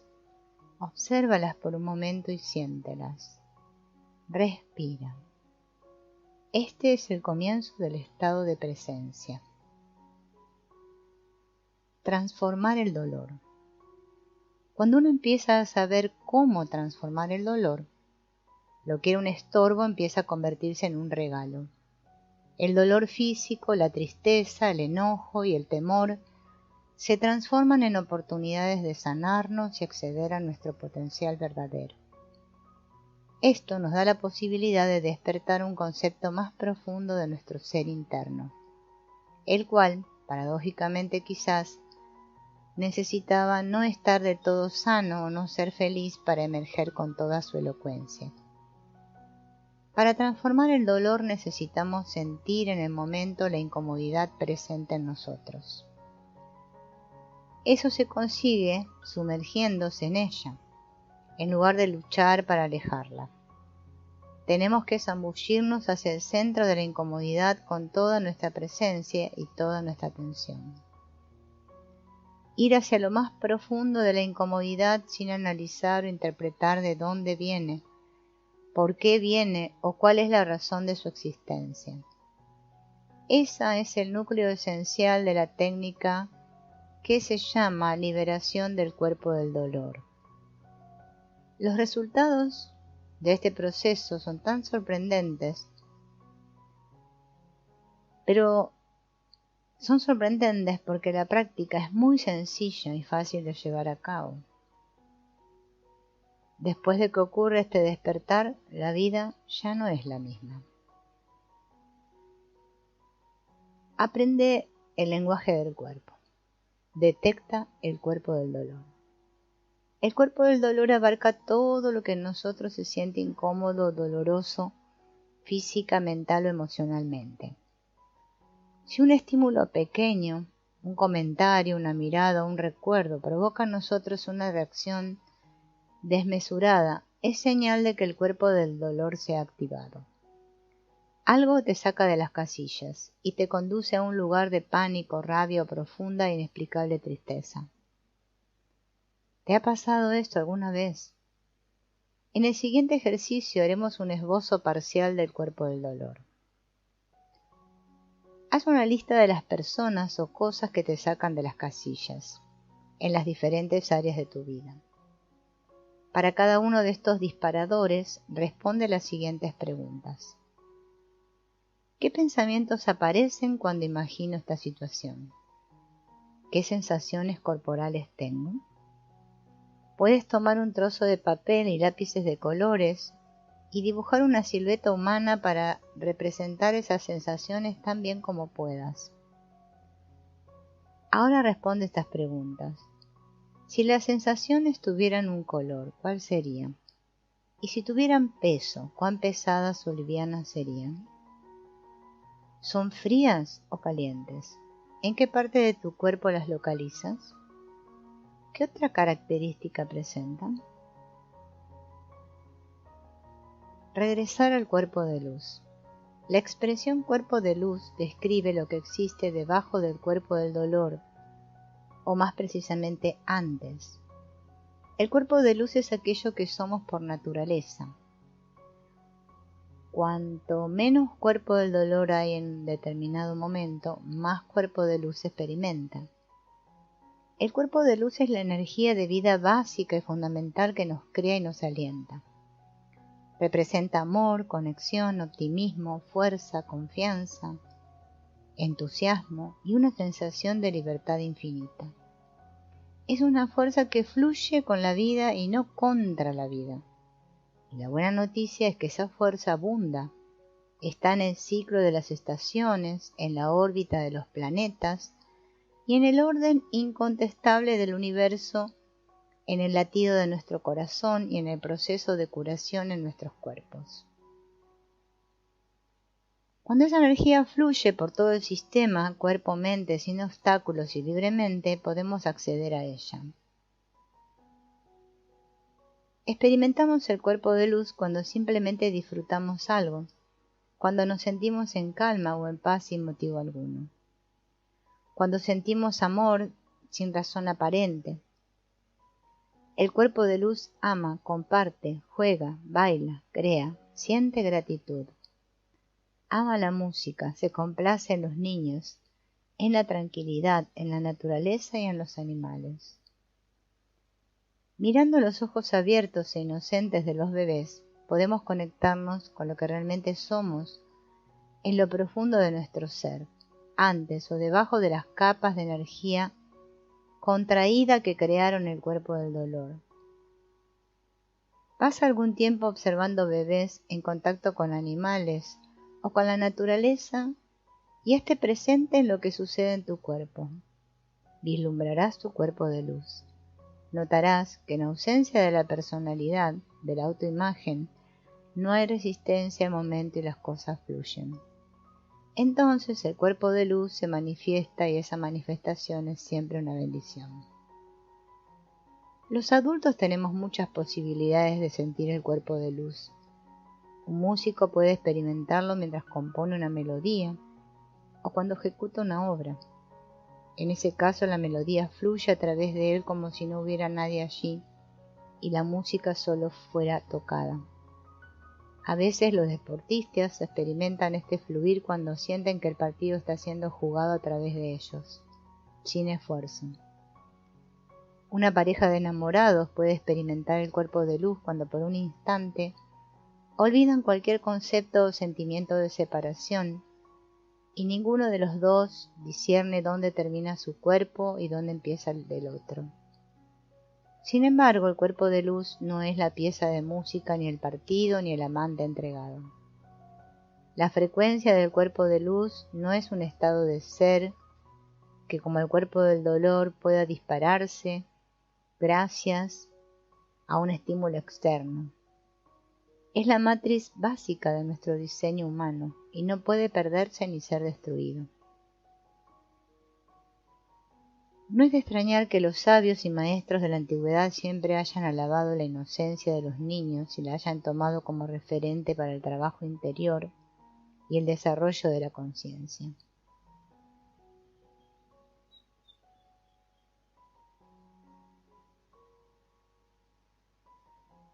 Se podría decir que la vida consiste sobre todo en absorber nuevas experiencias, como una esponja, abierto a lo que la vida nos ofrece a cada momento. En un instante puedes sentirte completamente feliz y 5 segundos más tarde puedes estar llorando. Pero si sientes y expresas cualquier cosa que aflora en ti, los buenos y los malos sentimientos serán completamente sentidos y reconocidos porque no hay un juicio de valor. Ejercicio. Procúrate un momento de relax y siéntete a gusto. Cierra tus ojos e imagina un lugar en la naturaleza donde te sientas como en casa. Puede ser un lugar real que tú recuerdes o un imaginario. Visualízate allí, solo, sin nada para hacer, ni nadie con quien hablar. Respira lentamente. Haz una lista de los sonidos de ese lugar. Nota los olores y el espesor del aire. Nota tu cuerpo. ¿Cómo reacciona tu cuerpo en ese lugar? ¿Cómo reacciona tu mente? Sigue respirando lentamente. Quédate allí por un rato y observa si experimentas o no tu cuerpo de luz. Si esto ocurre, es probable que estés empezando a recordar tu verdadero ser. ¿Cómo transformar el dolor en alegría y paz? A medida que crecemos y nos convertimos en adultos, tendemos a olvidar que debemos darle tiempo a nuestro sistema orgánico para que procese el dolor y la incomodidad de manera natural. Cuando llegamos a la adultez, nos hemos convertido en maestros en el arte de resistir el dolor o erradicarlo, y sobre todo nos hemos olvidado de cómo transformarlo. Si queremos recuperar el campo de energía vivo, amoroso y fresco que teníamos cuando éramos criaturas, debemos desaprender lo aprendido, desandar lo andado y establecer nuevos hábitos y nuevos modos de tratar con el dolor. Ejercicio. Siente el dolor físico o la incomodidad emocional que está presente en ti en este instante. Permítelo con todo tu ser. Escucha la conversación interna que está teniendo lugar. Cuando los pensamientos sobrevengan, permítelos. Observa el hábito que tiene la mente de tratar de evitar la incomodidad analizando o tejiendo una historia. Pon tu atención en el cuerpo y en sus sensaciones. Permanece con las sensaciones y los sentimientos tal cual son. Observa en qué parte del cuerpo está la sensación. Permítele al cuerpo procesar esas energías, mientras tú atestiguas el proceso. Observa lo que el cuerpo hace. Cualquier sensación interna o sentimiento, cualesquiera pensamientos asociados con el asunto, etc., sin tratar de controlar nada. El cuerpo del dolor suele tener varias capas profundas y gruesas de fuerza de vida contraída. Quizás experimentes oleadas de sentimientos y o sensaciones intensos que alternan con intervalos de calma y relajación. Permite ese efecto de péndulo tantas veces como lo necesites. Podrás pasar de la incomodidad al placer. Confía en la natural inteligencia de tu cuerpo. Tú no eres ninguno de los extremos del péndulo, sino el punto muerto que permite que el péndulo sea. Tú eres lo que atestigua. Todo lo anterior puede llevar de un par de minutos a media hora o más. Después de entrar en el cuerpo del dolor, procúrate un tiempo a solas para integrar la experiencia que has tenido. Puedes recostarte por un rato en la cama o en el piso y luego escribir en tu cuaderno de notas. La transformación de las contracciones energéticas que llamamos dolor requieren atención y presencia. Cuando prestamos atención a aquello que sentimos incómodo, doloroso, podemos volvernos más conscientes de las sensaciones y los sentimientos, así como de los patrones de pensamiento y las creencias que los alimentan. Entonces podemos empezar a descubrirlos. Este proceso es extraordinariamente simple aunque al principio puede resultarnos dificultoso, en parte por falta de ejercitación, pero sobre todo por toda una vida de entrenamiento en juzgar, resistir y luchar con lo incómodo doloroso. La creación del cuerpo del dolor pudo habernos llevado toda la vida, pero la transformación de esas contracciones puede producirse en un solo instante. Cuanto más presentes estamos, más poder cobra el fuego transformador. A su paso se consumen extensas áreas de mentira y de miedo, de vergüenza y autocondena, para dar lugar a lo que ha estado allí desde siempre, esperando ser experimentado y reconocido, nuestro ser verdadero. La vida, ese breve intervalo que media entre el nacimiento y la muerte, puede ser transitado casi por completo en el estado de ensueño y fantasía que crea la mente racional, mientras un mundo maravilloso cambia a cada instante a nuestro alrededor, aun cuando estemos distraídos repasando el pasado o tratando de predecir el futuro. Sin embargo, como la nave a la deriva se beneficia de la luz del faro, podemos experimentar en nuestro cuerpo sensaciones muy intensas si nos sacudimos, aunque sea temporalmente, el sueño en el que estamos sumergidos y salimos al encuentro del poderoso ahora. Cuando experimentamos dolor físico o emocional y dirigimos nuestra atención hacia la zona de nuestro cuerpo que se activa, nos traemos a nosotros mismos al momento presente. Es así como el dolor nos devuelve a la vida, que siempre ocurre ahora, en este preciso instante. ¿Acaso deberíamos crear más dolor para liberarnos del sufrimiento? No. Hay más que suficiente dolor a nuestro alrededor y en nuestras vidas. No es necesario crear todavía un poco más. El dolor es como un reloj despertador que suena más fuerte cuanto más queremos ignorarlo. Y si lo silenciamos usando una de las tantas estrategias que conocemos, un tiempo después todo volverá a comenzar, y probablemente con más énfasis. Lo que resiste, persiste, y de hecho se intensifica. El dolor puede ser nuestro despertador espiritual. Despierta, es tiempo de levantarse y vivir una vida real. A veces un intenso y profundo dolor puede ser un regalo y liberarnos de una vez por todas del sufrimiento. Místicos y maestros de todas las épocas han reflexionado acerca del poder transformador del dolor, enseñando que tanto el dolor físico como el dolor emocional pueden ser excelentes oportunidades de ponernos en contacto con lo que está vivo en nosotros y de experimentar lo que somos al abrirnos a aquello que está más allá del cuerpo. Ejercicio. Presta atención a lo que está vivo en ti y en tu cuerpo, sin tratar de corregir ni de cambiar nada. Nota cualquier sensación. Repara en la postura. Nota si hay áreas de tensión o relajación. Reconoce si hay alguna incomodidad. Tú puedes haber leído mucho, pero no has sentido nunca. Aún, en este momento, puedes estar escuchando este audio para evitar un dolor o una sensación incómoda. Tómate solo un minuto y nota la incomodidad, sea poca o mucha. Sé curioso, pon tu atención en ella y siéntela realmente. Ahora pon algo de esa atención en lo siguiente. ¿Qué o quién en ti está realmente experimentando lo que está siendo experimentado? Sin perder la conexión con las sensaciones del cuerpo, concéntrate en esa experiencia sin cambiarla. En otras palabras, sé la experiencia de este momento. Así abordado, el cuerpo puede ser un portal hacia la realidad.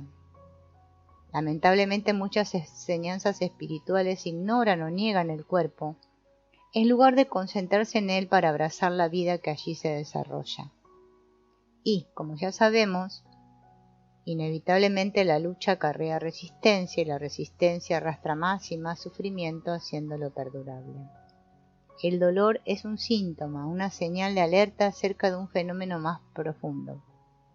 Tenemos que tomar la decisión de enfrentarlo y escuchar lo que tiene para decir y enseñarnos.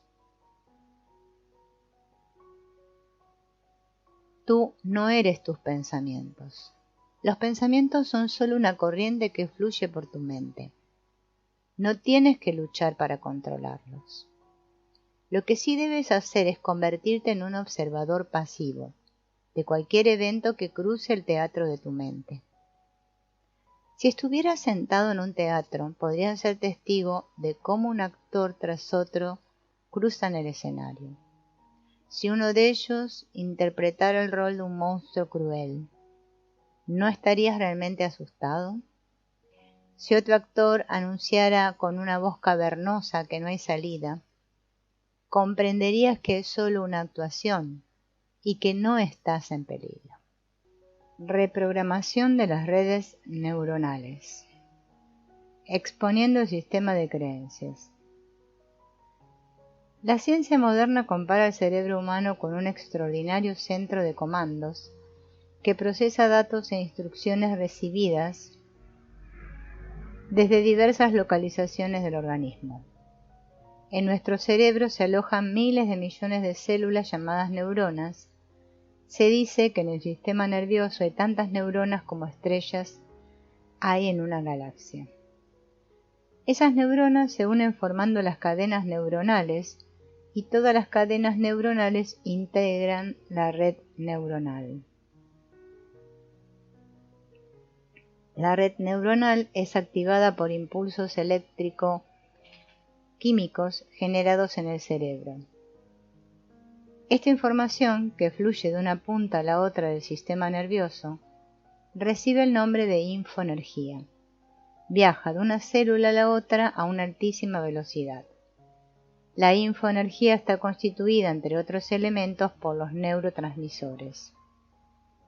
Los investigadores dicen que los neurotransmisores actúan como mensajeros eléctrico-químicos que las neuronas usan para comunicarse unas con otras. Un simple pensamiento puede disparar enormes cantidades de neurotransmisores. Cuando una neurona envía sus neurotransmisores a las otras neuronas con las que está conectada, se genera una experiencia interna en forma de sensaciones y emociones, y la relación entre esas neuronas crea lo que llamamos cadena neuronal. Cuando surge un pensamiento, la red neuronal se activa y experimentamos una emoción o sensación interna. Pero si el mismo estímulo es enviado una y otra vez con la misma calidad de infoenergía, las neuronas desarrollan una relación muy cercana e íntima que se intensifica con el tiempo. Las dendritas y el axón, que son como brazos que poseen las neuronas, se extienden tratando de conectar más y más neuronas vecinas, de modo que la cadena neuronal se fortalece.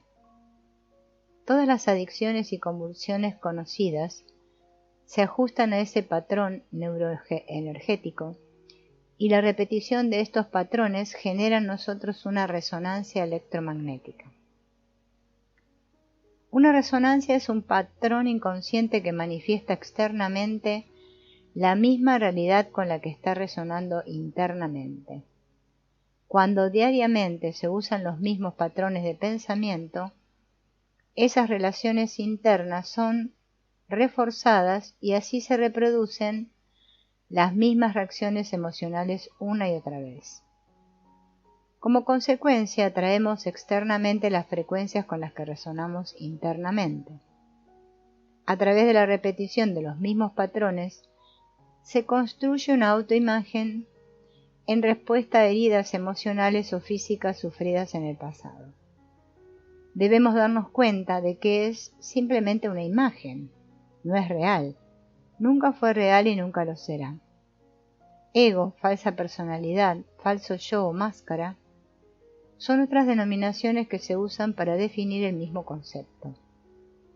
Esta autoimagen está compuesta por numerosas creencias que nos controlan y que nosotros confundimos con la realidad.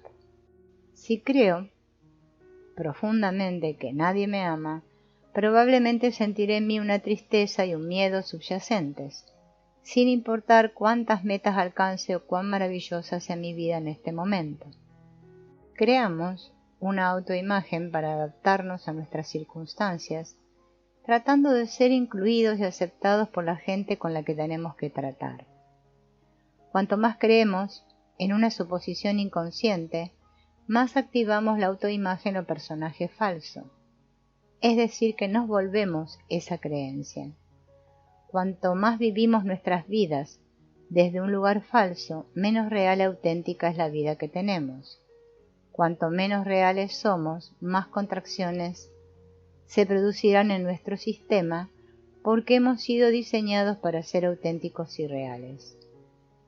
Cuantas más contracciones se producen en nosotros, tanto más grande será el cuerpo del dolor, y cuanto más grande es el cuerpo del dolor, más pequeño es nuestro cuerpo de luz. Como consecuencia, experimentaremos más sufrimientos y menos alegría y paz en nuestras vidas. Por ejemplo, cuando creo en la suposición inconsciente de que no valgo nada y de que nadie me quiere, me siento triste y solo y tengo miedo. Cuando me siento así, puedo sentirme nervioso e inseguro. Cuando me siento de esta manera, puedo decirles a los demás sí cuando quiero decir no, tratando de caerles bien. Cuando hago eso, puedo sentir rencor hacia los demás o hacia mí mismo por hacer lo que no quiero hacer. Entonces puedo sentir odio y resentimiento, convencido de que tengo que atacar, defenderme y protegerme. Entonces nadie me quiere, ni siquiera yo. Me juzgo y me critico y siento que no valgo nada y el círculo sigue y sigue.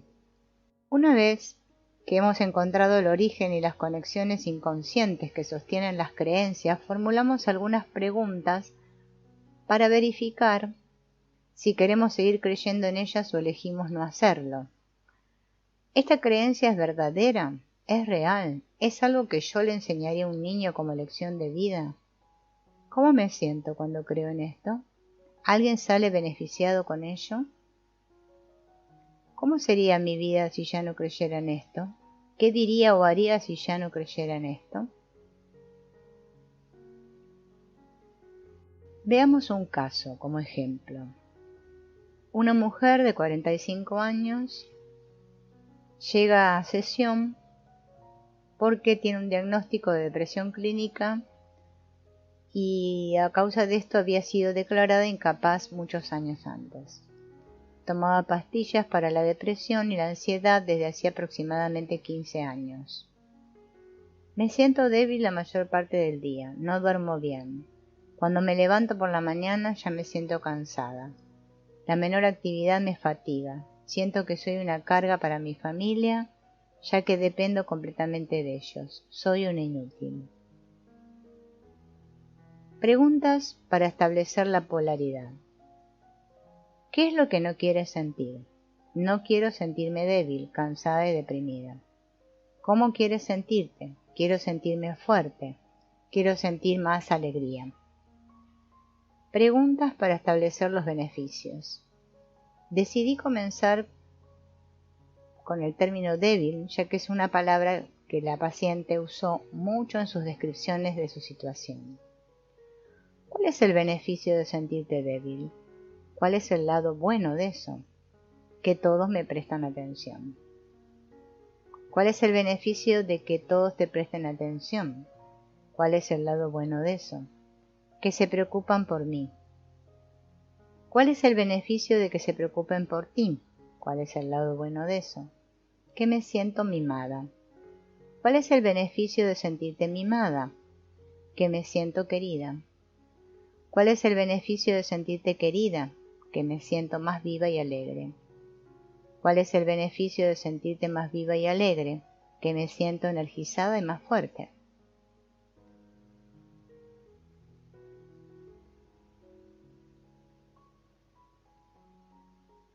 Retroalimentación de la cadena neuronal. Una vez que esta información es organizada, se le lee a la clienta lo que la cadena dice, de atrás hacia adelante y de adelante hacia atrás, para suscitar posibles asociaciones y recuerdos. Se le da tiempo para que pueda escuchar y metabolizar poco a poco. Generalmente este proceso dispara reacciones inesperadas como risa descontrolada, tristeza, incredulidad o vergüenza. Cada una de estas relaciones tiene un origen y una historia que contar. Surgieron por primera vez como resultado de experiencias dolorosas o por simple imitación. Se las llaman creencias. Cada creencia se eslabona con la siguiente y todas juntas crean una cadena de creencias o cadena neuronal.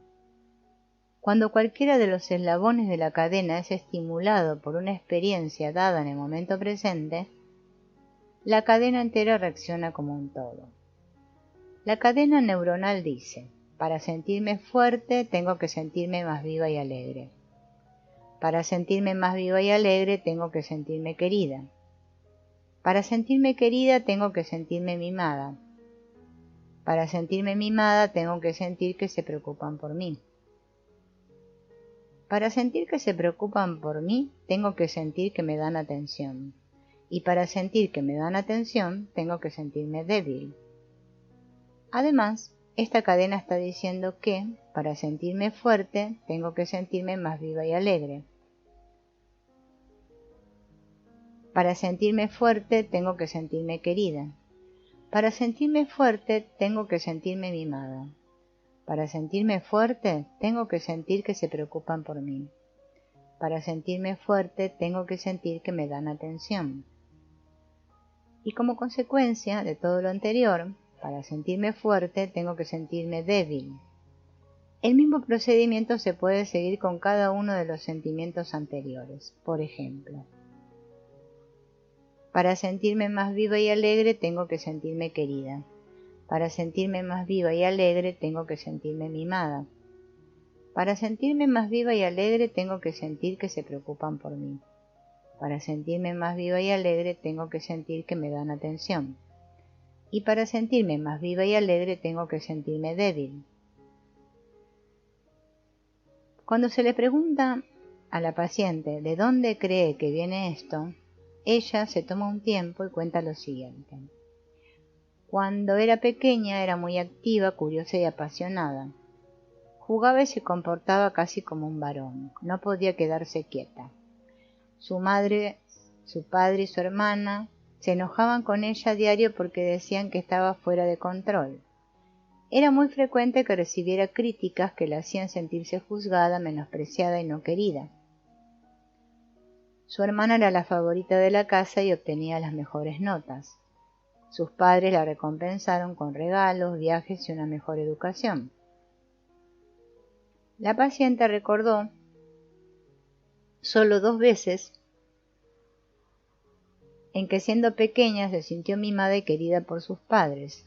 La primera fue cuando sufrió una neumonía a los 4 años y la segunda a los 5, después de un accidente que le impidió caminar durante varios meses. Nunca me sentí más querida en toda mi vida, recordó. A la edad de 10 años ya sufría de lo que luego aprendió que era depresión. Dibujando el perfil de la autoimagen. En esta mujer, importantes partes de su autoimagen se formaron a partir de decisiones tomadas inconscientemente en su necesidad de sentirse amada y conectada con sus parientes más cercanos cuando era muy pequeña.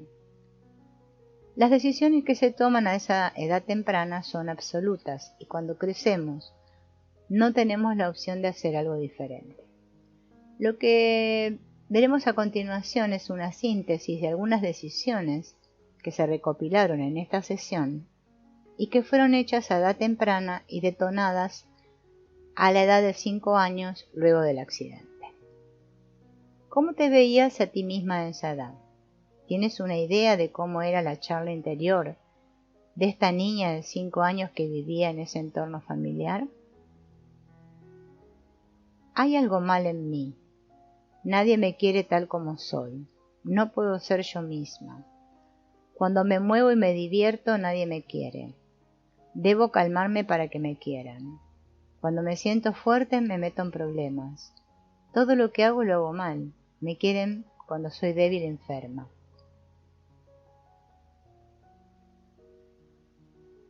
Ahora veremos el caso de una mujer de 35 años que llega a la sesión diciendo que tiene una vida muy activa y muy intensa, pero que se siente tensa y ansiosa la mayor parte del tiempo.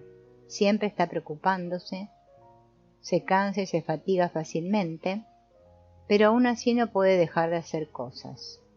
Le dicen que ella siempre quiere controlarlo todo. Preguntas para establecer la polaridad. ¿Qué es lo que no quieres sentir? No quiero sentirme ansiosa. ¿Cómo quieres sentirte? Quiero sentirme más en paz, más relajada. Quiero más alegría en mi vida. Preguntas para establecer los beneficios. Comenzamos la investigación con la palabra ansiosa. ¿Cuál es el beneficio de sentirte ansiosa? Que estoy alerta y en guardia. ¿Cuál es el beneficio de estar alerta y en guardia? Que me siento preparada y protegida. ¿Cuál es el beneficio de sentirte preparada y protegida? Me siento más calma y segura. ¿Cuál es el beneficio de sentirte más calma y segura? Me siento en paz. Paradójicamente, para sentirme en paz, tengo que sentirme ansiosa. La paciente recordó inmediatamente que cuando ella tenía 4 años, su madre fue internada en un hospital psiquiátrico. Ella estaba allí cuando se la llevaron. Su madre nunca volvió a la casa. La clienta era la mayor de 3 hermanos. Su padre era drogadicto y alcohólico, y ella recordó que a veces los dejaba a ella y a sus hermanos varios días solos y sin comida. Dibujando el perfil de la autoimagen. ¿Cómo te veías a ti misma a esa edad? ¿Tienes una idea de cómo era la charla interior de esta niña de 4 años que vivía esas experiencias? No puedo confiar en nadie. Si no lo hago yo, nadie lo hará. Me las tengo que arreglar sola. Nunca voy a tener hijos, y de hecho no los tuvo. Los hombres son irresponsables. No puedo confiar en ellos. Son débiles, egoístas y estúpidos. Otro caso. Hombre de 36 años. El hombre llega muy sensible. Dice que le duelen las críticas, que las toma como un ataque personal, que reacciona defensivamente y se irrita mucho ante esto. Esto afecta a sus relaciones. Cuando algo le es criticado, se vuelve como loco, sufre de problemas digestivos crónicos, especialmente si come muchos dulces o fuma marihuana.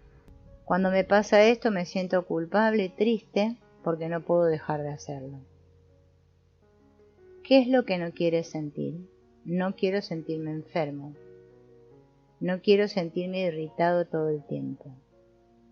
¿Cómo quieres sentirte? Relajado y alegre. ¿Cuál es el beneficio de sentirte irritado? Que me justifico. ¿Cuál es el beneficio de justificarte? Que me siento escuchado.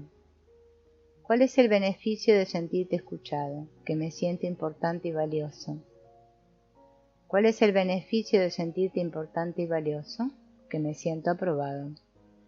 ¿Cuál es el beneficio de sentirte aprobado? Que me puedo relajar y ser yo mismo. Entonces, para sentirme relajado y ser yo mismo, necesito sentirme irritado. Contó que su madre era muy crítica y perfeccionista cuando él era pequeño. Ella siempre estaba señalando que faltaba hacer alguna cosa o que algo estaba sin terminar. Nunca se sintió reconocido en sus logros. Su madre lo disminuía frente a otras personas. Su madre nunca reconocía sus errores ni se disculpaba por sus faltas. Su padre estaba siempre quejándose de todo y se escondía de su esposa para que no lo criticara. Cuando lo descubrían haciendo algo mal, se enojaba y se defendía gritando desesperadamente. Dibujando el perfil de la autoimagen. ¿Cómo te veías a ti mismo de niño? ¿Cómo era tu charla interior? No importa lo que haga, nunca es suficiente. Soy débil e impotente. Tengo que esconderme, tengo que defenderme. Soy un perdedor. Nada de lo que hago tiene valor ni sentido. Todo lo que hago lo hago mal. Los dulces me hacen sentir mejor. En estos casos vemos, así como en nuestro caso, que al liberarnos de la historia de nuestros problemas y adentrarnos en las respuestas físicas que tenemos a cada momento a nuestras sensaciones, pensamientos y emociones, descubrimos en nuestros propios cuerpos un portal que nos lleva de regreso a nuestra naturaleza esencial de inteligencia divina, la misma inteligencia que recorre el universo entero. En este lugar, la inevitable transformación y sanación de nuestras experiencias desafiantes, incluso las más dolorosas o imposibles de modificar, es relativamente rápida. Para quienes ya no piensan que les sea posible sanar alguna vez sus profundas heridas y experimentar paz y alegría, hay esperanza. En nuestro cínico mundo esto parece difícil de creer, pero no le creas ciegamente a nadie. Sé como Buda, quien instó a sus discípulos a no creer en nada de lo que él les dijera, y por el contrario, a observar su propia experiencia. Inténtalo, de modo que tú también puedas tener la experiencia directa de una transformación y una alegría profundas. Lo único que tienes para perder es el sufrimiento.